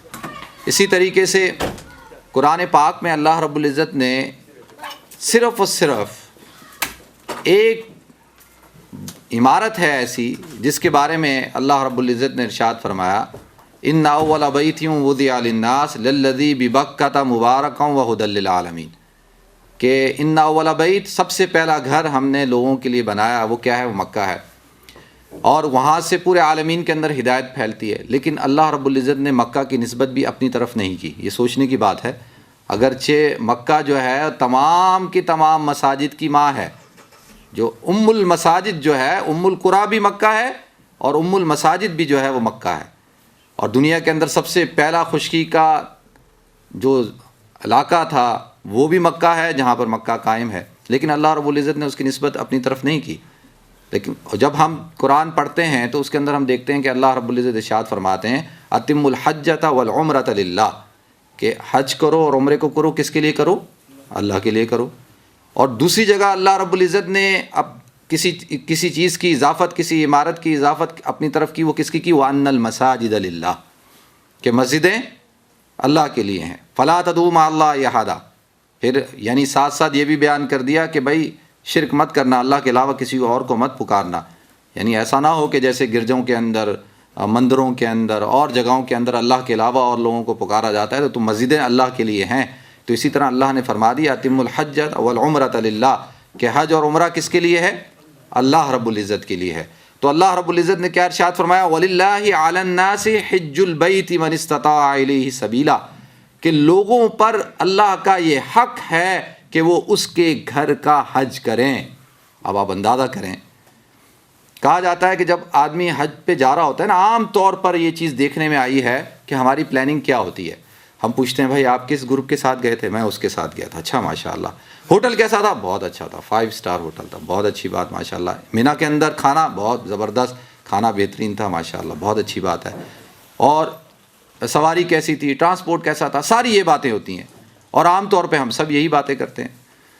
لیکن کیا ہم میں سے کسی نے حج پہ جانے سے پہلے اس بات کا استحضار کیا کہ نماز میں دن میں 5 دفعہ پڑھتا ہوں، سال میں 1 دفعہ رمضان کے مہینے میں روزے رکھتا ہوں، سال میں 1 دفعہ زکوٰۃ ادا کرتا ہوں، اور اللہ رب العزت نے مجھے صرف اور صرف زندگی میں 1 دفعہ اپنے گھر کی زیارت کے لیے فرض کیا کہ 1 دفعہ میں حج کرنے کے لیے جاؤں، تو آیا اس نے اس بات کا استحضار کیا کہ میں یہ کون سا عمل کرنے کے لیے جا رہا ہوں اور اس کے لیے مجھے کون کرنی ہے؟ کیا بہت سارے لوگ کسی سے بھی پوچھیں، یقین جانیے 100 میں سے کوئی ایک ہوگا جو یہ کہتا ہوگا کہ میں نے حج پہ جانے سے پہلے ایک لسٹ بنائی، اپنی وصیت بنائی، اور اس وصیت کے اندر تو سب سے پہلے یہ لکھا کہ میں نے پہلا پوائنٹ یہ لکھا کہ جن لوگوں سے میں ناراض تھا ان کو میں نے راضی کیا، جن لوگوں سے میں ناراض تھا ان کو میں نے راضی کیا، اور جن کا مال دبایا تھا ان کا مال واپس کیا، جن کی غیبتیں کی تھی ان سے معافی مانگی، جن کی چغل خوریاں کی تھی، لڑائیاں کروائی تھیں، ان کے درمیان صلح کروانے کی کوشش کی۔ کیا یہ لکھا کہ میرے ذمے فلانے کا اتنا قرض ہے وہ میں نے ادا کرنا ہے؟ کیا میں نے یہ لکھا کہ میں نے فلانے کا جو ہے وہ قرض دینا ہے یا قرض لینا ہے؟ اسی طریقے سے جو تجارت کے معاملات ہیں، کیا وہ اس کو اس وصیت کے اندر لکھا؟ کیا یہ لکھا کہ میرے اوپر اتنی نمازیں جو ہے قضا ہو چکی ہیں، اتنے روزے قضا ہو چکے ہیں، ان کو ادا کرنا ہے، اگر ادا نہ کر سکوں تو میرے ورثاء میرے مال میں سے جو ہے اس کو ادا کریں؟ یہ کوئی بھی یعنی اس طرف تو کسی کا دھیان ہی نہیں ہوتا۔ حج پہ جا رہے ہیں، سگا بھائی ناراض ہے، حج پہ جا رہے ہیں، والد ناراض ہیں، والدہ ناراض ہیں، اور جو ہے حج پہ جا رہے ہیں۔ تو حج سے جانے سے پہلے جو ہے وہ ان تمام چیزوں کو بھی حل کرنا چاہیے۔ تو وَلِلَّهِ عَلَى النَّاسِ حِجُّ الْبَيْتِ مَنِ اسْتَطَاعَ إِلَيْهِ سَبِيلًا، لوگوں پر یہ اللہ کا حق ہے کہ وہ اس کے گھر کی زیارت کریں۔ اس سے جو اگلی والی جو آیت، جو اس کا آیت کا دوسرا جز ہے، اس کی طرف آپ غور کریں۔ اللہ نے کیا فرمایا؟ وَمَنْ كَفَرَ فَإِنَّ اللَّهَ غَنِيٌّ عَنِ الْعَالَمِينَ۔ اب اگر کوئی شخص جو ہے وہ اس کا انکار کرتا ہے، کفر یکفر کے کیا معنی ہوتے ہیں؟ نہ ماننے کے، نہیں مانتا، یا حج کوئی نہیں مانتا۔ وَمَنْ كَفَرَ فَإِنَّ اللَّهَ غَنِيٌّ عَنِ الْعَالَمِينَ، تو اللہ کیا فرماتے ہیں کہ پھر جو انکار کرتا ہے تو پھر اللہ رب العزت تو غنی ہے۔ اللہ کیا ہے؟ وہ تو غنی ہے، عالمین۔ یا ایھا الناس انتم الفقراء الی اللہ واللہ هو الغنی الحمید۔ اے لوگو تم تو اللہ کے نزدیک فقیر ہو، تمہاری کیا حیثیت، میری اور آپ کی کیا حیثیت؟ 30 لاکھ کے بجائے اگر ساری دنیا کے انسان چلے جائیں اور جا کر بیت اللہ کے اندر جو ہے طواف کرنا شروع کر دیں تو اللہ رب العزت کی ذات کو کوئی فرق نہیں پڑے گا، اللہ کی بڑائی میں تو کوئی فرق نہیں آئے گا۔ تو اللہ فرماتے ہیں یا ایھا الناس انتم الفقراء الی اللہ واللہ هو الغنی الحمید۔ تو اللہ غنی ہے، حمید ہے۔ ان یشاء یذھبکم ویأتی بخلق جدید وما ذلک علی اللہ بعزیز۔ اگر تم اس بات کا انکار کرو گے، تم اپنے آپ کو بڑا سمجھتے ہو، تم اپنے آپ کو، بہت سارے لوگ ہیں جب ان کو کہو بھئی حج پہ جاؤ، کہتے ہیں ابھی حج پہ ابھی بلاوا نہیں آیا۔ ماشاءاللہ بلاوا نہیں آیا؟ تو آج سے پہلے کچھ سال پہلے تک میں بھی یہی کہتا تھا کہ جی کوئی پوچھتا تھا سفر پہ عمرے پہ گئے، بلاوا نہیں آیا۔ تو ہمارے ایک بزرگ ہیں, انہوں نے کہا اچھا ماشاءاللہ آپ بہت بڑے آدمی ہیں, آپ بہت بڑے آدمی ہیں کہ آپ کو اللہ رب العزت بلائیں گے تو آپ جائیں گے. یعنی بھائی میں تو یہاں آیا ہوں نا, تو انہوں نے مجھے بلایا تو میں آیا ہوں نا, تو ماشاءاللہ وہ تو اللہ بلائیں گے تو آپ جائیں گے. یعنی ماشاءاللہ آپ اللہ سے ملنے کے لیے اللہ کے بلاوے کا انتظار کریں گے. میں بڑا پریشان, میں نے کہا حضرت مجھے یہ بات سمجھ میں نہیں آ رہی. کہنے لگے کہ یہ کیوں نہیں کہتے کہ بھائی اجازت کی درخواست دی ہوئی ہے, جس دن اجازت ملے گی اس دن چلے جائیں گے. تو اللہ رب العزت, ہم کیا کہتے ہیں کہ امریکہ کا بلاوا آئے نہ آئے, ہم تو ہر سال جاتے ہیں ماشاءاللہ, اور پوری دنیا کے ہم سفر کرتے ہیں. لیکن جب ہماری بات آ جاتی ہے کس کی طرف, حج کی طرف, تو ہم کیا کہتے ہیں جی بلاوا نہیں آیا. تو اللہ کہتے ہیں یہ تو میرا حق ہے, وَلِلَّهِ عَلَى النَّاسِ, لوگوں کے اوپر, مومنین کے اوپر نہیں. اور جب هُدًى لِّلْعَالَمِينَ وَإِنَّ أَوَّلَ بَيْتٍ وُضِعَ لِلنَّاسِ, یہ لوگوں کے لیے بنایا ہے اللہ رب العزت نے. تو پھر اس بات کو سوچنا چاہیے کہ تمام کی تمام انسانیت کا یہ حق ہے کہ وہ توحید کو اختیار کرے. تمام کی تمام انسانیت کے ذمہ یہ لازم ہے کہ وہ کسی کا اللہ کے ساتھ کسی کو شریک نہ ٹھہرائے. تو یہ تو اللہ رب العزت نے اپنا حق بیان کیا ہے. تو اگر ہم اللہ کے حق کو پورا نہیں کرتے تو ومن کفر فإن اللہ غنی عن العالمین, اگر نہیں کرتے تو اللہ کہتا ہے مجھے پھر تمہارے, میں تو غنی, اللہ تو غنی ہے, اللہ کو کوئی فرق نہیں پڑتا. تو اس سے ریلیٹڈ جو دوسری جو میں نے حدیث پڑھی تھی اس کے اندر کیا فرمایا اللہ کے رسول صلی اللہ علیہ وسلم نے, من ملک ذادا او راحلۃ تبلغه الى بیت اللہ فلم یحج فلا علیہ ان یموت یہودیا او نصرانیا. من ملک ذادا او راحلۃ, یعنی یہ بتایا کہ بھائی جس کے پاس توشہ ہو, ضروریات زندگی ہو, اور سواری بھی ہو, پہنچ سکتا ہو, تبلغوا الی بیت اللہ پہنچ سکتا ہو, فلم یحج, یعنی حج فرض ہو جانے کے بعد اگر حج نہیں کرتا, فلم یحج فلا علیہ ان یموت یہودیا او نصرانیا, تو پھر میرے پر اس کی کوئی ذمہ داری نہیں کہ وہ یہودی ہو کر مرے یا نصرانی ہو کر مرے. اللہ کیا کہتے ہیں, ومن کفر, جو نہیں مانتا تو اللہ غنی ہے, اللہ کو پرواہ ہی نہیں ہے تمہاری. اور اللہ کے رسول کیا فرماتے ہیں کہ اگر یہ سب کچھ ہو جانے کے بعد بھی اگر تم حج نہیں کرتے تو فلا علیہ ان یموت یہودیا او نصرانیا, تو پھر تم یہودی ہو کر مرو یا نصرانی ہو کر مرو, پھر اللہ کے رسول صلی اللہ علیہ وسلم کی ذمہ داری بھی نہیں ہے. تو آپ اندازہ کر سکتے ہیں کہ حج کتنی عظیم الشان عبادت ہے. یہ نماز کے بارے میں یہ تو ضرور کہا کہ بین الکفر والایمان ترک الصلاۃ اور لکل شیء علامۃ وعلامۃ الایمان الصلاۃ, یہ صحیح, لیکن اتنے سخت الفاظ حضور اکرم صلی اللہ علیہ وسلم نے بیان کیے ہیں. آپ اور میں اگر ان الفاظ پر غور کریں تو یقین جانیے کہ جو شخص ان الفاظ پر غور کرے گا وہ جیسی حج فرض ہوگا ویسی کرے گا, وہ ڈیلے نہیں کرے گا حج کو. فلا علیہ ان یموت یہودیا او نصرانیا, تو یہ اللہ رب العزت نے, اسی لیے آپ دیکھیں زندگی کے اندر اللہ رب العزت نے حج کو ایک ہی دفعہ فرض کیا. کل ہی ایک پروگرام کے اندر تھا, مجھ سے ایک صاحب نے سوال پوچھا کہ بھئی حج ایک دفعہ کیوں کیا جاتا ہے. میں نے کہا ماشاءاللہ آپ کا جو سوال ہے اسی طرح کا سوال ایک صحابی نے حضور اکرم صلی اللہ علیہ وسلم سے پوچھا کہ یا رسول اللہ کیا حج جو ہے وہ ہر سال کرنا ہے. اللہ کے رسول خاموش رہے. پھر پوچھ رہے کہ یا رسول اللہ, پوچھا کہ ہر سال حج کرنا ہے. اللہ کے رسول خاموش رہے. تیسری دفعہ جب انہوں نے پوچھا دوبارہ تو اللہ کے رسول صلی اللہ علیہ وسلم فرمایا نہیں, زندگی کے اندر ایک دفعہ کرنا ہے. تو مجھے کہتا ہے بھائی ایک دفعہ کیوں کرنا ہے, کیوں حج ایک دفعہ زندگی میں کیوں فرض ہے. میں نے کہا دیکھو بھائی کیوں کا جواب تو میرے پاس نہیں ہے. ہم مسلمان ہیں, اور ایمان کس کو کہتے ہیں, ایمان کہتے ہیں ماننے کو, اور ماننا بھی کس طرح سے, الذین یؤمنون بالغیب, کہ ماننا بھی کیا ہے کہ وہ جو غیب پر ایمان لائے, جو ہم نے اللہ کو نہیں دیکھا مانتے ہیں, ہم نے جنت کو نہیں دیکھا ہم مانتے ہیں, ہم نے جہنم کو نہیں دیکھا ہم مانتے ہیں, ہم نے قبر کے احوال کو نہیں دیکھا ہم مانتے ہیں, ہم نے قرآن اترتے ہوئے نہیں دیکھا ہم مانتے ہیں. تو الذین یؤمنون بالغیب, تو ہم مسلمان ہیں. مسلمان کا کام ہی کیا ہے, ایمان والے کا اسلام کے معنی بھی اپنے آپ کو مسلمان کیا کرتا ہے, وہ سرنڈر کرنے کے, تسلیم کرنے کے ہیں. ایمان کے معنی بھی ماننے کے ہیں. تو اللہ نے اسی طرح کہا کہ بھئی ایک دفعہ کرنا ہے, ایک دفعہ کرنا ہے. میں نے کہا لیکن تمہارے دماغ میں سوال آیا تو اس کا جواب تو اب دینا ہوگا, اور کوشش کریں کہ بھئی یہ جواب جو ہے وہ عقل میں بھی آ جائے. دیکھیں یہ علماء بیٹھے ہیں, علماء کے لیے بات نہیں کر رہا میں, آپ حضرات کے لیے کر رہا ہوں کہ نماز کا جو سبب ہے, فرض ہونے کا سبب ہے, وہ وقت کا ہونا ہے. جیسے ابھی تھوڑی دیر میں انشاءاللہ عصر کا وقت ہو گیا, تو عصر کی نماز اب ہم پر فرض ہو چکی ہے, اور اگر میں اور آپ عصر کی نماز پڑھے بغیر مر جائیں گے تو ہم سے سوال ہوگا کہ بھئی عصر کی نماز فرض تھی تم نے کیوں نہیں, اور اگر تھوڑی دیر پہلے انتقال ہو جاتا, ابھی عصر کا وقت فرض نہیں ہوا ہوتا, تو اس عصر کا سوال نہیں ہوگا. تو جیسے ہی سورج غروب ہوگا مغرب کی نماز فرض ہو جائے گی, جیسے ہی صبح صادق ہوگی فجر کی نماز فرض ہو جائے گی, اسی طرح ظہر کا وقت ہوگا, تو یہ روزانہ سورج طلوع بھی ہوتا ہے, روزانہ سورج غروب بھی ہوتا ہے, تو اس لیے ہم روزانہ نماز پڑھتے ہیں. اسی طرح سے رمضان کا مہینہ ہر سال آئے گا, فمن شہید منکم الشہر فلیصم, کہ جب تم رمضان کے مہینے کو پاؤ تو تم پر لازمی ہے کہ تم روزہ رکھو. تو اگر کوئی رمضان سے پہلے مر جاتا ہے تو اس کے اوپر اس رمضان کا سوال ہوگا؟ نہیں ہوگا. تو اسی طرح سے رمضان کا مہینہ جب ہر سال آئے گا تو روزے بھی ہر سال رکھنے ہوں گے. اب زکوٰۃ جو ہے وہ مالدار کے اوپر سال پورا ہوگا اور صاحب نصاب ہوگا تو اس کو زکوٰۃ ادا کرنی ہے. اسی طریقے سے یہ سبب ہیں. زکوٰۃ کے لیے مال کا ہونا سبب ہے اور سال کا گزرنا سبب ہے. رمضان کے روزوں کے لیے رمضان کا مہینے کا ہونا سبب ہے. جسی طرح سے نماز کے فرض ہونے کے لیے اس کے وقت کا ہونا فرض ہے. اسی طرح سے اللہ رب العزت نے جو ہے وہ بیت اللہ کی حج کی جو فرضیت ہے وہ کس اعتبار سے رکھی ہے کہ بیت اللہ بھی ایک ہے اور اللہ بھی ایک ہے.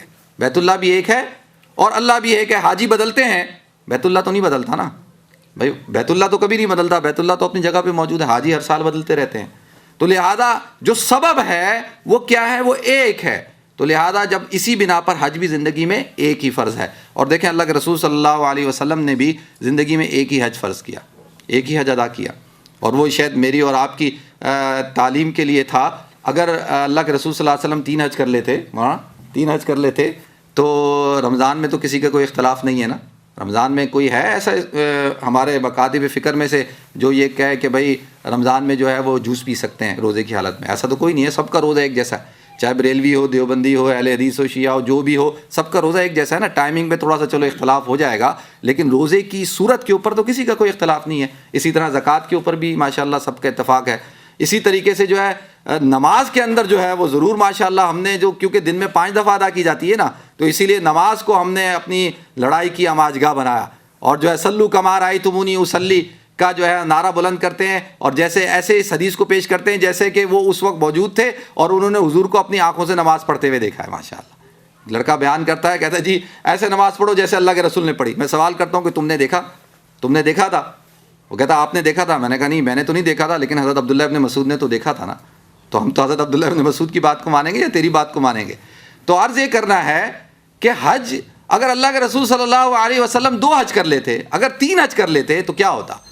پھر یہ ہوتا کہ ایک مکتبہ فکر کھڑا ہوتا, وہ کہتا ہے زندگی میں 3 حج کرنا فرض ہے. پھر کیا ہوتا؟ وہ کہتا ہے 3 حج کرنا فرض ہے, اللہ کے رسول نے 3 کیے تھے. تو آپ اس سے کیا آپ لڑائی کرتے؟ میں لڑائی کرتا. میں اس کو یہ بتاتا کہ نہیں بیت اللہ ایک ہے, اس کا سبب یہ ہے, اس کو اصول فقہ کی باتیں بتاتا. وہ کہتا نہیں میں تو نہیں مانتا, حدیث پیش کرو. حدیث یہ کہتی ہے کہ اللہ کے رسول نے 3 حج کیے, تم کہتے ہو کہ جو ہے وہ اپنا جو ہے وہ 1 حج فرض ہے. تو حدیث تو یہ بھی کہتی ہے کہ اللہ کے رسول صلی اللہ علیہ وسلم نے 63 اونٹوں کو اپنے ہاتھوں سے نہر کیا. تو آپ بھی اس حدیث پر عمل کریں نا, ماشاءاللہ کریں, کیوں نہیں کرتے؟ اس حدیث پہ تو عمل نہیں, کیونکہ 1 اونٹ جو ہے ماشاءاللہ 1 لاکھ روپے کا ملتا ہے, تو وہ اس حدیث پہ عمل کرنا بہت ایکسپینسو ہے. اور 63 اونٹوں کو اپنے ہاتھ سے نہر کرنے کے لیے 63 لاکھ روپے چاہیے بھائی. تو عرض یہ کرنا تھا کہ آپ اللہ کے رسول صلی اللہ علیہ وسلم کے الفاظ پر غور کریں. کہ اس کے بعد ایک اور حدیث اور ایک آیت آپ کے سامنے پیش کر دوں. عام طور پر حج پہ ہم بھی گئے ماشاءاللہ, عمرے پہ بھی جاتے ہیں. عام ہم لوگ انسان ہیں نا, انسانوں کے اندر. اور بھائی ہمارے بھائی عبد القادر سانجی صاحب نے ماشاءاللہ بھی جو اشعار پڑھے تو مجھے ہنسی آ رہی تھی. آپ سوچ رہے ہو کہ میں کیوں ہنس رہا ہوں؟ وہ اس لیے ہنس رہا تھا کہ وہ جو شاعر تھا اس نے بھی اشعار کے اندر وہ لڑائی کا, جھگڑے کا, ان سب چیزوں کا تذکرہ کیا ماشاءاللہ, کیونکہ یہ حج کا لگتا ہے حج کا حصہ بن گیا ہے. لڑائی جھگڑا نہ ہو تو حجی نہ ہو, تو وہ اس نے بھی تذکرہ کر دیا. حالانکہ تذکرہ کرنے کی بہت ساری اور چیزیں ہیں جو تذکرہ کی جا سکتی ہیں, لیکن وہ تذکرہ نہیں کیا اس نے. تو اللہ رب العزت نے قرآن پاک میں ارشاد فرمایا, الحج اشہر معلومات فمن فرض فیہن الحج فلا رفث ولا فسوق ولا جدال فی الحج. کہ رفث نہیں کرنا یعنی پیار محبت کی باتیں جو ہے وہ تو غیر محرم کے ساتھ تو ویسے ہی نہیں ہے نا, غیر محرم کے ساتھ تو ویسے ہی نہیں. ابھی میں آپ کو لطیفہ سناؤں, میں ابھی عمرے پہ گیا تھا تو میں ٹیکسی میں بیٹھا ہوا تھا آگے, تو وہ لڑکا تھا نوجوان سا ماشاءاللہ, تو وہ ہمیں احد پہاڑ کی طرف لے کے گیا. تو وہ جاتے ہوئے بھی آتے ہوئے بھی اس کا فون جو ہے مستقل اس نے فون اپنے کان کے ساتھ لگایا ہوا تھا. تو بڑی وہ باتیں کر رہا تھا ماشاءاللہ, پیار کی, محبت کی, عشق کی, وفاؤں کی, ملاقاتوں کی. اچھا میں سنتا رہا. جیسے حرم سے قریب پہنچے تو میں نے اس سے پوچھا کہ بھائی تو کہاں سے ہے؟ کہتا ہے میں یہاں سے ہوں. تو ایک دم تھوڑا سا گھبرایا کہ میں اس سے عربی بول رہا ہوں. تو میں نے کہا یار تو کس سے باتیں کر رہا تھا؟ کہنے لگا اپنی بیوی سے باتیں کر رہا تھا. میں نے کہا یار تو مجھے عربی آتی ہے تو اپنی بیوی سے نہیں کسی اور سے باتیں کر رہا تھا. تو بیوی سے تو اس طرح باتیں نہیں ہوتی. تو آپ اندازہ کریں تو اللہ رب العزت نے کیا ارشاد فرمایا, فلا رفث ولا فسوق ولا جدال فی الحج. کہ حج میں یہ 3 چیزیں نہیں ہیں. کیا چیزیں نہیں ہیں؟ سب سے پہلی چیز رفث نہیں ہے. رفث, اب دیکھیں کہ جو اب میری بہنیں بھی بیٹھی ہوئی ہیں اور دین کے اندر کوئی شرم کی بات نہیں ہے کہ کیونکہ حج خالصتاً کس کے لیے ہو رہا ہے؟ اللہ رب العزت کی ذات کے لیے ہو رہا ہے، اور اللہ رب العزت کی ذات جو ہے وہ غنی ہے، اور اللہ جو ہے وہ سب سے بڑا غیرت مند ہے۔ اللہ جو شرک ہے وہ کیوں اللہ کو جو ہے سب سے زیادہ جو قباحت قرآن کے اندر جس چیز کی بیان کی گئی وہ شرک کی بیان کی گئی، کیوں کہ آپ اللہ کے ساتھ کسی کو پارٹنر بناتے ہیں، ایسوسیٹ کرتے ہیں۔ تو رفث بھی منع ہے کہ ایک تو ہے نا کہ بھئی پوسو کنار کریں، معاملات کریں، ازدواجی تعلق قائم کریں، نہیں، یعنی وہ جو باتیں ہوتی ہیں کیونکہ ان باتوں کے اندر آپ نے اس بات کا استحضار کیا ہے کہ آپ کا دھیان اللہ کی طرف نہیں ہے، آپ کا دھیان آپ کی بیوی کی طرف ہے، یا آپ کی بیوی کا دھیان آپ اپنے شوہر کی طرف ہے، حالانکہ جائز ہے نا، عام زندگی میں تو جائز ہے، اور وہ کوئی ایسا کام بھی نہیں کر رہا، بات ہی کر رہا ہے نا، اشارہ کر رہا ہے، اشارہ بھی منع ہے، فلا رفث۔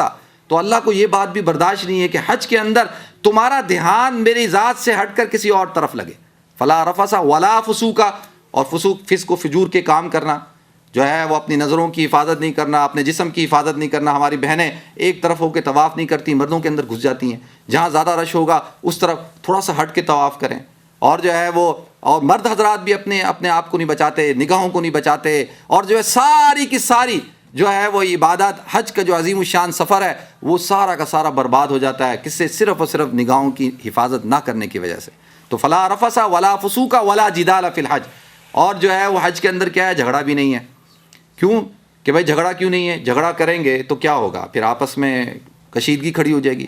اور حیرانگی کی بات یہ ہے کہ پتہ نہیں کیا ہو جاتا ہے، پہلے ہی یعنی جیسی سفر شروع ہوتا ہے تو ہر آدمی یہ چاہتا ہے کہ مجھے آرام ملے، مجھے اچھی سیٹ ملے، مجھے اچھا کمرہ ملے، مجھے جو ہے ہر جگہ مجھے آرام ملے۔ وہ اس کی خواہش یہ نہیں ہوتی کہ میں کسی کو آرام پہنچا دوں، میری ذات سے کسی کو آرام پہنچ جائے، میری ذات سے کسی کو راحت پہنچ جائے۔ حج صرف یہ تھوڑی ہے کہ جی مجھے آرام ملے، سارے لوگ 100 لوگ مل کر مجھے آرام دیں، اور خود اپنے آپ کو بھی تو ہمیں سوچنا چاہیے کہ ہم کتنا آرام دے رہے ہیں، ہماری ذات سے اوروں کو کتنا آرام مل رہا ہے، اس بات کی کوئی فکر نہیں ہے۔ اور فلا رفث ولا فسوق ولا جدال فی الحج، تو حج کے اندر جو ہے وہ جھگڑا نہیں کرنا۔ تو اللہ کے رسول صلی اللہ علیہ وسلم نے فرمایا من حج فلم یرفث ولم یفسق رجع کیوم ولدتہ امہ، کہ جس نے حج کیا، یہ نہیں کہا کہ جس نے حج کیا اس نے طواف زیادہ کیے، جس نے حج کیا اس نے دعائیں زیادہ مانگی، جس نے حج کیا اس نے نوافل زیادہ پڑھے، جس نے حج کیا اس نے عمرے زیادہ کیے، ماشاءاللہ قرآن زیادہ ختم کیے، یہ نہیں کہا اللہ کے رسول نے۔ دیکھ لیں احادیث ہیں، علماء بیٹھے ہوئے کیا کہہ رہے ہیں اللہ کے رسول کہ من حج فلم یرفث، جو شخص حج کرے یہ پیار محبت کی، عاشقی معشوقی کی باتیں، یہ باتیں نہ کرے، اور من حج فلم یرفث ولم یفسق، اور کوئی فسق و فجور نہ کرے۔ یہ نہیں کہہ رہے، یہ صرف کتنا آسان کام اللہ کے رسول نے کر دیا کہ بھائی تم نے اپنے آپ کو ان 2 چیزوں سے بچانا ہے۔ قرآن کہتا ہے، قرآن اللہ کے رسول کے اور بھی احادیث ہیں کہ جھگڑا نہیں کرنا اور رفث نہیں کرنا، فسق و فجور نہیں کرنا، اور کہیں یہ نہیں کہتا کہ زیادہ سے زیادہ یہ کرو، یہ ضرور کہتا ہے فَإِذَا أَفَضْتُم مِّنْ عَرَفَاتٍ فاذكروا اللَّهَ، کہ جب تم عرفات سے فارغ ہو جاؤ تو عند مشعر الحرام، مشعر حرام پہ اللہ کا ذکر کرو۔ یہ جگہ جگہ پر قرآن نے اللہ رب العزت نے مختلف چیزوں کو بیان کیا ہے، اور آگے جو الحج اشہر معلومات کے آگے جو ہے فَمِنَ النَّاسِ مَن يَقُولُ رَبَّنَا آتِنَا فِي الدُّنْيَا، کہ لوگوں میں سے کچھ لوگ ایسے ہیں کہ حج کے اندر وہ کہتے ہیں ربنا آتنا فی الدنیا، اے اللہ تو ہمیں دنیا عطا فرما۔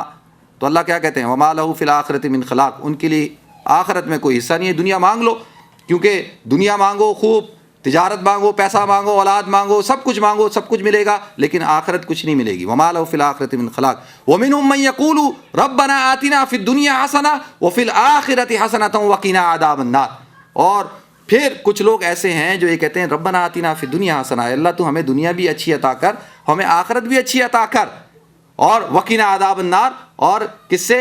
جہنم کے عذاب سے جو ہے ہمیں بچا لے، ہمیں نجات عطا فرما۔ تو اللہ کے رسول نے کیا فرمایا کہ من حجہ، کہ جس نے حج کیا اور اس کے اندر کوئی رفث کا کام نہیں کیا، کوئی فسوق کا کام نہیں کیا، رجع کیوم ولدتہ امہ، وہ لوٹا ایسے جیسا کہ آج ایسا ہو گیا جب وہ لوٹا۔ رجع کے معنی ہوتے ہیں جہاں سے آدمی جاتا ہے نا، رجوع کرنے کہتے ہیں، رجوع اس کو کہتے ہیں جہاں سے آدمی چلے وہیں سے وہیں واپس آئے۔ یا ایھا النفس المطمئنہ ارجعی الی ربک، اپنے رب کی طرف لوٹ آؤ، یعنی رب کی لوٹ آؤ، کسے؟ جس سے جدا ہوئے اسی کی طرف آ جاؤ۔ تو رجع جب وہ لوٹتا ہے تو کیسا ہوتا ہے؟ کیوم ولدتہ امہ، گویا کہ اس کی ماں نے آج ہی اس کو پیدا کیا، آج ہی جنا۔ آپ اندازہ کریں کتنی بڑی فضیلت ہے کہ اب جو دل چاہے کرو، کتنے صحابہ کے، حضرت عمر کے کتنے صحابہ کے واقعات ہیں کہ حج کرنے کے بعد کہا جو من میں آئے کرو، تم نئے سرے سے جو ہے ماشاءاللہ ری بورن ہو گئے تم آج. تو آپ اندازہ کریں کہ کتنی بڑی فضیلت بیان کی ہے، اور صرف کتنی 2 چیزیں حدیث اور تیسری چیز قرآن کو ملائیں تو رفث نہیں کرنا، فسوق نہیں کرنا، جدال نہیں کرنا. اور باقی آپ حج کے اندر بیت اللہ کے اندر جاتے ہیں، بیت اللہ کو دیکھ رہے ہیں، اور جو ہے وہاں صرف دیکھنا، کہتے ہیں 4 چیزوں کو دیکھنا بھی عبادت ہے. ایک بیت اللہ کو دیکھنا، دوسرا والدین کو دیکھنا، تیسرا قرآن کو دیکھنا، چوتھا علماء کرام کو دیکھنا.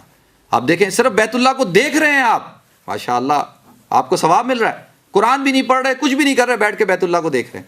اب بتائیں کیا وہ سما ہوگا. اسی طریقے سے جو ہے یہ جو حج کے جو سارے ارکان ہیں، یہ سارے ارکان اور حج کا جو مقصد کیا ہے، وَتَزَوَّدُوا فَإِنَّ خَيْرَ الزَّادِ التَّقْوَىٰ وَاتَّقُونِ يَا أُولِي الْأَلْبَابِ، کہ حج کا جو مقصد ہے وہ کیا ہے کہ تقویٰ پیدا ہو جائے، اللہ کی محبت پیدا ہو جائے. یہ حج کا جو پورا جو پس منظر ہے، دیکھیں حج کی جو ساری عبادات ہیں، یہ ساری عبادات جو ہیں وہ عقل سے آپ کسی کو کوئی غیر مسلم پوچھے کسی سے کہ بھئی یہ حج تم لوگ کرتے ہو، کیا کرتے ہو یار، وہاں جا کے کرتے کیا ہو، طواف کرتے ہو، کیا ہے اس سے کیا ملتا ہے، عرفات کے اندر چلے جاتے ہو، عرفات کے اندر تم کیا کرتے ہو، ایک میدان کے اندر جا کر کھڑے ہو جاتے ہو، اور جو ہے وہ مینا کے اندر تم پتھر مار رہے ہو. شیطان کہاں پہ ہے، اور شیطان چھوٹا شیطان، بڑا شیطان، اس سے بڑا شیطان، یہ کیا ہے. اگر آپ یہ سارے اعمال کو عقل کی کسوٹی پہ رکھ کر تولیں گے تو آپ ان کو ثابت کر سکتے ہیں؟ نہیں کر سکتے. حج کا جو پورا پس منظر ہے، یہ سارا کا سارا جو ہے وہ اللہ رب العزت نے جو ہے وہ حضرت ابراہیم کے جو اعمال ہیں، حضرت حاجرہ کا جو دوڑنا ہے صفا و مروہ کے درمیان، اور اسی طریقے سے حضرت ابراہیم کی قربانی کے جو اعمال ہیں، اللہ رب العزت کو اتنے محبوب ہوئے وہ عمل کہ اللہ رب العزت نے جو ہے وہ اس کو ایک یعنی مستقل طور پر ایک عبادت بنا دیا. تو لہذا یہ ساری کی ساری جو حج کا جو فلسفہ ہے وہ کیا ہے، وہ ہے اپنے اندر اللہ رب العزت کا عشق، اللہ کی محبت کو، اللہ کے دھیان کو اپنے اندر بٹھا لینا. اگر ہم جاتے ہیں حج کرتے ہیں اور حج کر کے آتے ہیں، اگر جو شخص حج کر کے آتا ہے اگر اس کی زندگی میں بدلاؤ دیکھیں اور اس کے اندر تقویٰ دیکھیں تو یہ اس بات کی علامت ہے کہ یہ شخص جو ہے وہ اس کا حج قبول ہوا. اور جو شخص ویسے ہی رہا 10 حج کرنے کے بعد تو بس اس کا پھر آپ اندازہ کر لیں کہ وہ کیا 10 کا کیا 50 کر لے، اس کی زندگی میں کوئی فرق نہیں آئے گا. تو لہذا میں نے یہ جو آپ حضرات کے سامنے تھوڑی سی مختصر سی باتیں پیش کی کہ ہم سب جو ہے اللہ تعالیٰ جو حضرات جا رہے ہیں، جیسے عبدالحمید صاحب کو تو میں جانتا ہوں ماشاءاللہ یہ تشریف لے جا رہے ہیں، اور بھی بہت سارے لوگ جا رہے ہیں، تو اللہ تعالیٰ ان حضرات کو خیر و عافیت کے ساتھ لے کر جائے اور جو ہے وہ وہاں پر ان کے سفر کو قبولیت عطا فرمائے. یہاں پر ہم نے سب نے مکہ کی بات کی، لیکن حج کا اندر جو ہے وہ ایک یعنی ارکان میں سے تو نہیں ہے، لیکن حضور اکرم صلی اللہ علیہ وسلم کے روضے کی زیارت، وہ کہتے ہیں نا کہ وہ دن خدا کرے مدینے کو جائیں ہم، خاکے در رسول کا سرما لگائیں ہم، جالی پکڑ کے روضے اقدس کی ہاتھ سے سب حال دل رسول خدا کو سنائیں ہم. تو جب آپ حج کے بعد روضہ رسول پر حاضری دیں تو وہاں کے آداب کا، وہاں کی جو معاملات ہیں ان کو بڑا یعنی ایک تو سنت کو اپنائیں اور وہاں جا کر اپنے اوقات کو ضائع نہ کریں، حرم کے اندر بھی وہاں پر بھی، اور جو ہے وہ زیادہ سے زیادہ اگر ہم کچھ نہیں کر سکتے تو درود و سلام کے نذرانے پیش کریں. دیکھیں بیت اللہ کے اندر علماء بیٹھے ہیں کہ علماء یہ کہتے ہیں، مفتی حضرات یہ کہتے ہیں کہ طواف کرنا افضل ہے بنسبت عمرے کے. اچھا کیوں؟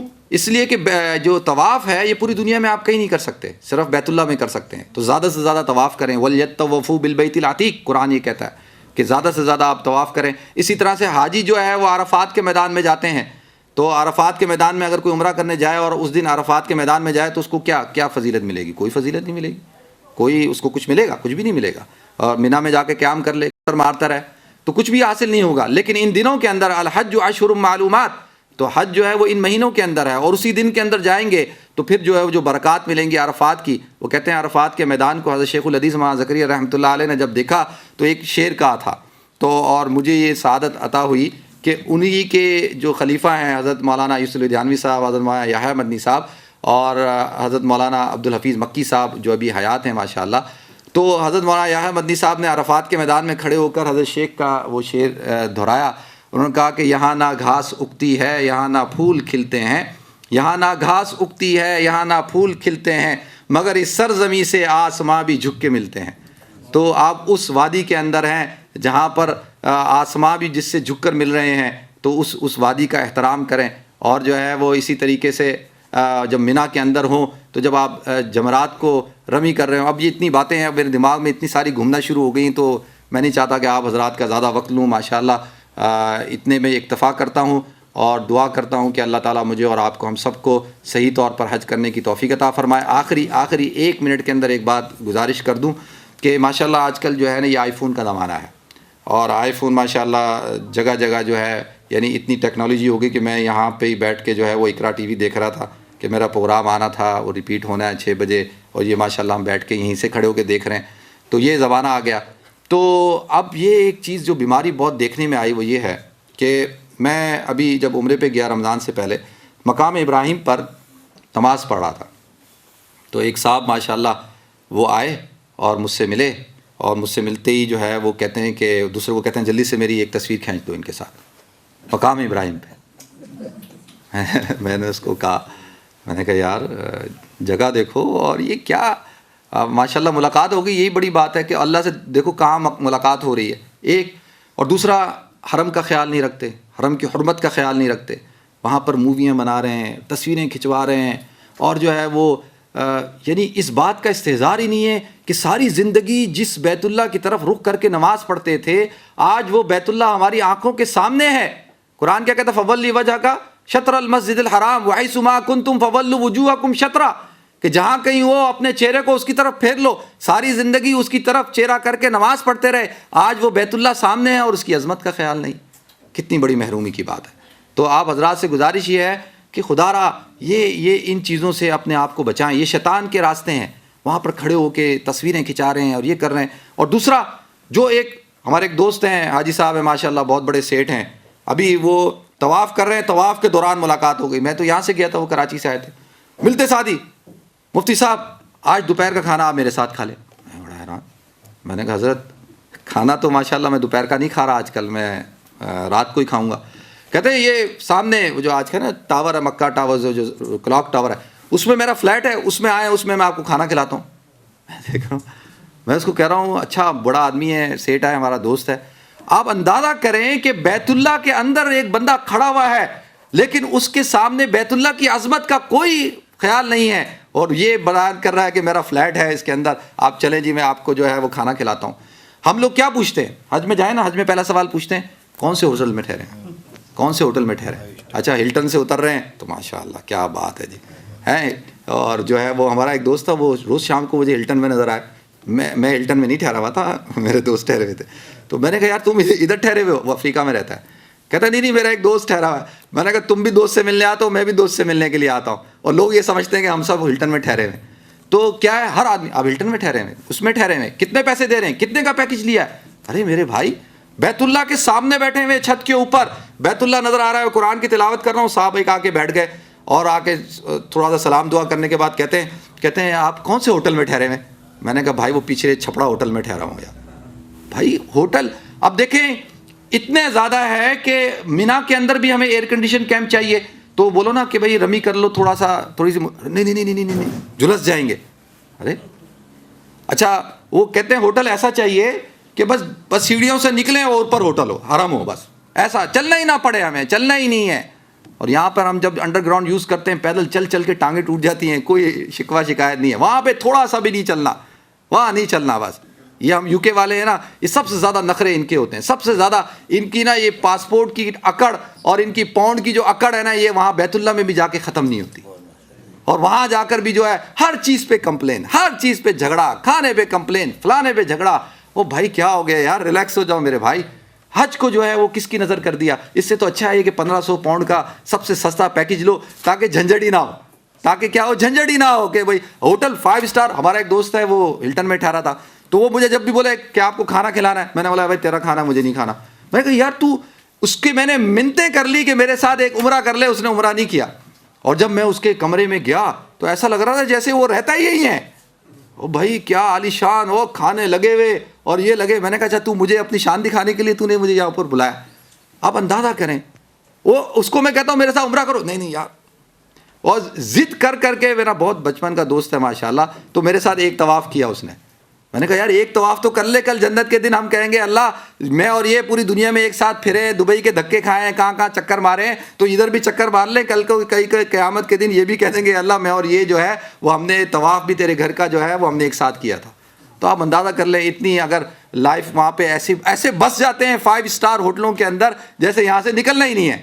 تو بھائی 5 اسٹار ہو یا 7 اسٹار ہو 4 دن بعد تو نکلنا ہے, لیکن اگر ہوٹلوں کے ٹھہرنے کا مزہ ہے نا تو دنیا میں سب سے بیسٹ ہوٹل ہیں لاس ویگس کے اندر, وہاں جا کے ٹھہریں, دبئی کے اندر ہیں وہاں جا کے ٹھہریں ماشاءاللہ, ہانگ کانگ کے اندر ہیں, مکاؤ کے اندر ہیں, اور دنیا کے اندر ہیں, سن سٹی ہے ساؤتھ افریقہ میں وہاں جا کے ٹھہریں, کیپ ٹاؤن میں ٹھہریں ماشاءاللہ, مرج البحرین کا ویو بھی نظر آئے گا آپ کو, خوب مزے لیں جتنے آپ نے مزے لینے ہیں ہوٹل کے. لیکن مکہ کو اور مدینہ کو تو ان چیزوں سے, یہ جتنے ٹور آپریٹر ہیں نا انہوں نے اس مکہ کو حج کو جو ہے جتنا کمرشلائز کیا ہے, میں کہتا ہوں کہ اس وقت یہ حال ہے کہ 8-8 ہزار پاؤنڈ کا پیکج, 9-9 ہزار پاؤنڈ کا پیکج, یہ کیا کر رہے ہیں ہم حج کے ساتھ.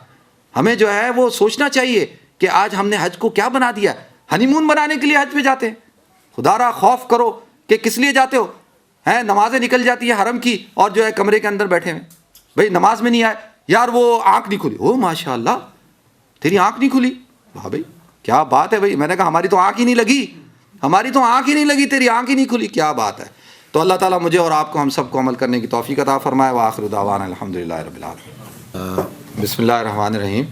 وہ جب پروگرام شروع ہوا اور جب تقریر شروع ہوئی تو میں نے خصوصی طور پر میسج ٹی وی کا شکریہ ادا کرنا تھا, اور وہ میرے ذہن سے نکل گیا کہ ماشاءاللہ کامران بھائی اپنا قیمتی وقت اور اپنے قیمتی انسٹرومنٹس کے ساتھ, کیمرے کے ساتھ ماشاءاللہ یہاں تشریف لائے, اور انہوں نے اس کو پوری پروگرام کو کوریج دیا, اور یہ پوری دنیا کے اندر ماشاءاللہ جو میسج ٹی وی کو اللہ قبولیت دے رہا ہے, اور یہ اس کی ویورشپ دن بدن بڑھ رہی ہے. آپ حضرات کے شاید علم میں نہ ہو تو اللہ تعالیٰ کامران بھائی کی کاوشوں کو قبول فرمائے, اور انہوں نے ماشاءاللہ یہ جو پروگرام ریکارڈ کیا یا اس کو پھر چلائیں گے اپنے ٹی وی کے اوپر, تو اللہ تعالیٰ اس پروگرام کے ذریعے سے جو خیریں پھیلیں گی ان کے اندر بھی ان کا بھی حصہ ہوگا. تو میں دل کی گہرائیوں سے کامران بھائی کا مشکور ہوں کہ انہوں نے ماشاءاللہ آج کے اس پروگرام کو جو ہے وہ کوریج دی, اور اس کو انشاءاللہ اپنے ٹی وی پہ بھی چلائیں گے. تو میسج ٹی وی ہے, کامران بھائی سے آپ حضرات ضرور کانٹیکٹ کریں, اور یہ ہمارا اپنا چینل ہے, اور اس چینل کی ترقی انشاءاللہ ہماری ترقی ہوگی. جزاک اللہ. اللہم صلی علی سیدنا مولانا محمد وعلی آل سیدنا مولانا محمد صلاۃ تکون لک رضا وله جزاء ولحق ادا وآت الوسیلہ والفضیلہ والدرجۃ الرفیعہ والمقام محمود الذی وعدت انک لا تخلف وارزقنا شفاعتہ یوم القیامہ انک لا تخلف المیعاد. یا اللہ یا رحمان یا رحیم, یا اللہ تو ہم سب کے صغیرہ کبیرہ گناہوں کو معاف فرما, یا اللہ تمام خطاؤں سے درگزر فرما. یا اللہ آج کے اس پروگرام کو یا اللہ تو قبولیت عطا فرما. یا اللہ اس پروگرام کے ذریعے سے جتنی خیریں پھیلیں یا اللہ تو اس تمام کے تمام خیروں کے اندر یا اللہ ہمارے بھی حصے کو شامل فرما, اور یا اللہ اس جگہ کو قبولیت عطا فرما. یا اللہ خصوصاً یا اللہ جو ہمارے یہ جو حاضرین تھے جنہوں نے اس پروگرام کے اندر شرکت کی, ماشاءاللہ صبر کے ساتھ حوصلے کے ساتھ اس پورے پروگرام میں شامل رہے, یا اللہ تو ان کو جزائے خیر عطا فرما. اور یا اللہ جو آرگنائزرز ہیں انور شریف صاحب, یوسف صاحب اور تمام ٹرسٹیز, یا اللہ ان سب کو بھی جزائے خیر عطا فرما. یا اللہ جس طریقے سے تیرے دین کی خدمت کر رہے ہیں, یا اللہ جس طریقے سے یا اللہ اسلام کے, امن کے, پیار کے, محبت کے پیغام کو عام کر رہے ہیں, یا اللہ تو ان سب کو جزائے خیر عطا فرما. یا اللہ اس جگہ کو ترقی عطا فرما. یا اللہ جو ان کے آئندہ کے منصوبہ جات ہیں اور جو پلاننگ ہے, یا اللہ تو اس پلاننگ کے اندر ان کو کامیابی عطا فرما. یا اللہ ہر قسم کی خیریں عطا فرما. اور یا اللہ جو رکاوٹیں ہیں, جو بندشیں ہیں, یا اللہ ہر قسم کی جو پرابلم ہے اس پرابلم کو ختم فرما. اور یا اللہ ہم سب کو ان کی مدد اور نصرت کرنے کی توفیق عطا فرما. یا اللہ کامران بھائی جو اپنی ٹیم کو لے کر آئے یہاں پر, اور میسج ٹی وی نے یا اللہ اس پروگرام کو کوریج دی, یا اللہ تو ان کے چینل کو قبولیت عطا فرما. اور یا اللہ ان کے آنے کو قبول فرما. یا اللہ تو ہم سب پر اپنے فضل و کرم کا معاملہ فرما. یا اللہ خصوصاً جو حاجی حضرات حج کے لیے تشریف لے جا رہے ہیں, یا اللہ تو ان کے حج کو خیر و عافیت کے ساتھ تکمیل تک پہنچا. یا اللہ ہر قسم کے شرور سے, فتنوں سے, مصیبتوں سے, پریشانیوں سے, بیماریوں سے یا اللہ تو ان سب کی حفاظت فرما. یا اللہ اس سال جو حج کی عظیم الشان عبادت ہو رہی ہے, یا اللہ لاکھوں لوگ وہاں پر جمع ہوں گے. یا اللہ اس عبادت کو عافیت کے ساتھ, امن کے ساتھ, حفاظت کے ساتھ پایا تکمیل تک پہنچا. یا اللہ حرمین شریفین کی حفاظت فرما. یا اللہ مکہ مدینہ کی حفاظت فرما. یا اللہ جو حضرات نہیں جا رہے, اور جنہوں نے ارادہ کیا ہے یا اللہ ان کے لیے اسباب کو پیدا فرما، یا اللہ آسانی پیدا فرما، اور یا اللہ ان کے لیے بھی ایسے ذرائع پیدا فرما کہ وہ بھی یا اللہ حج کے لیے تشریف لے جائیں۔ یا اللہ ہماری دعاؤں کو حضور اکرم صلی اللہ علیہ وسلم کے صدقے میں فعل میں قبول فرما۔ سبحان ربک رب العزت عما یصفون وسلام علی المرسلین والحمد للہ رب العالمین۔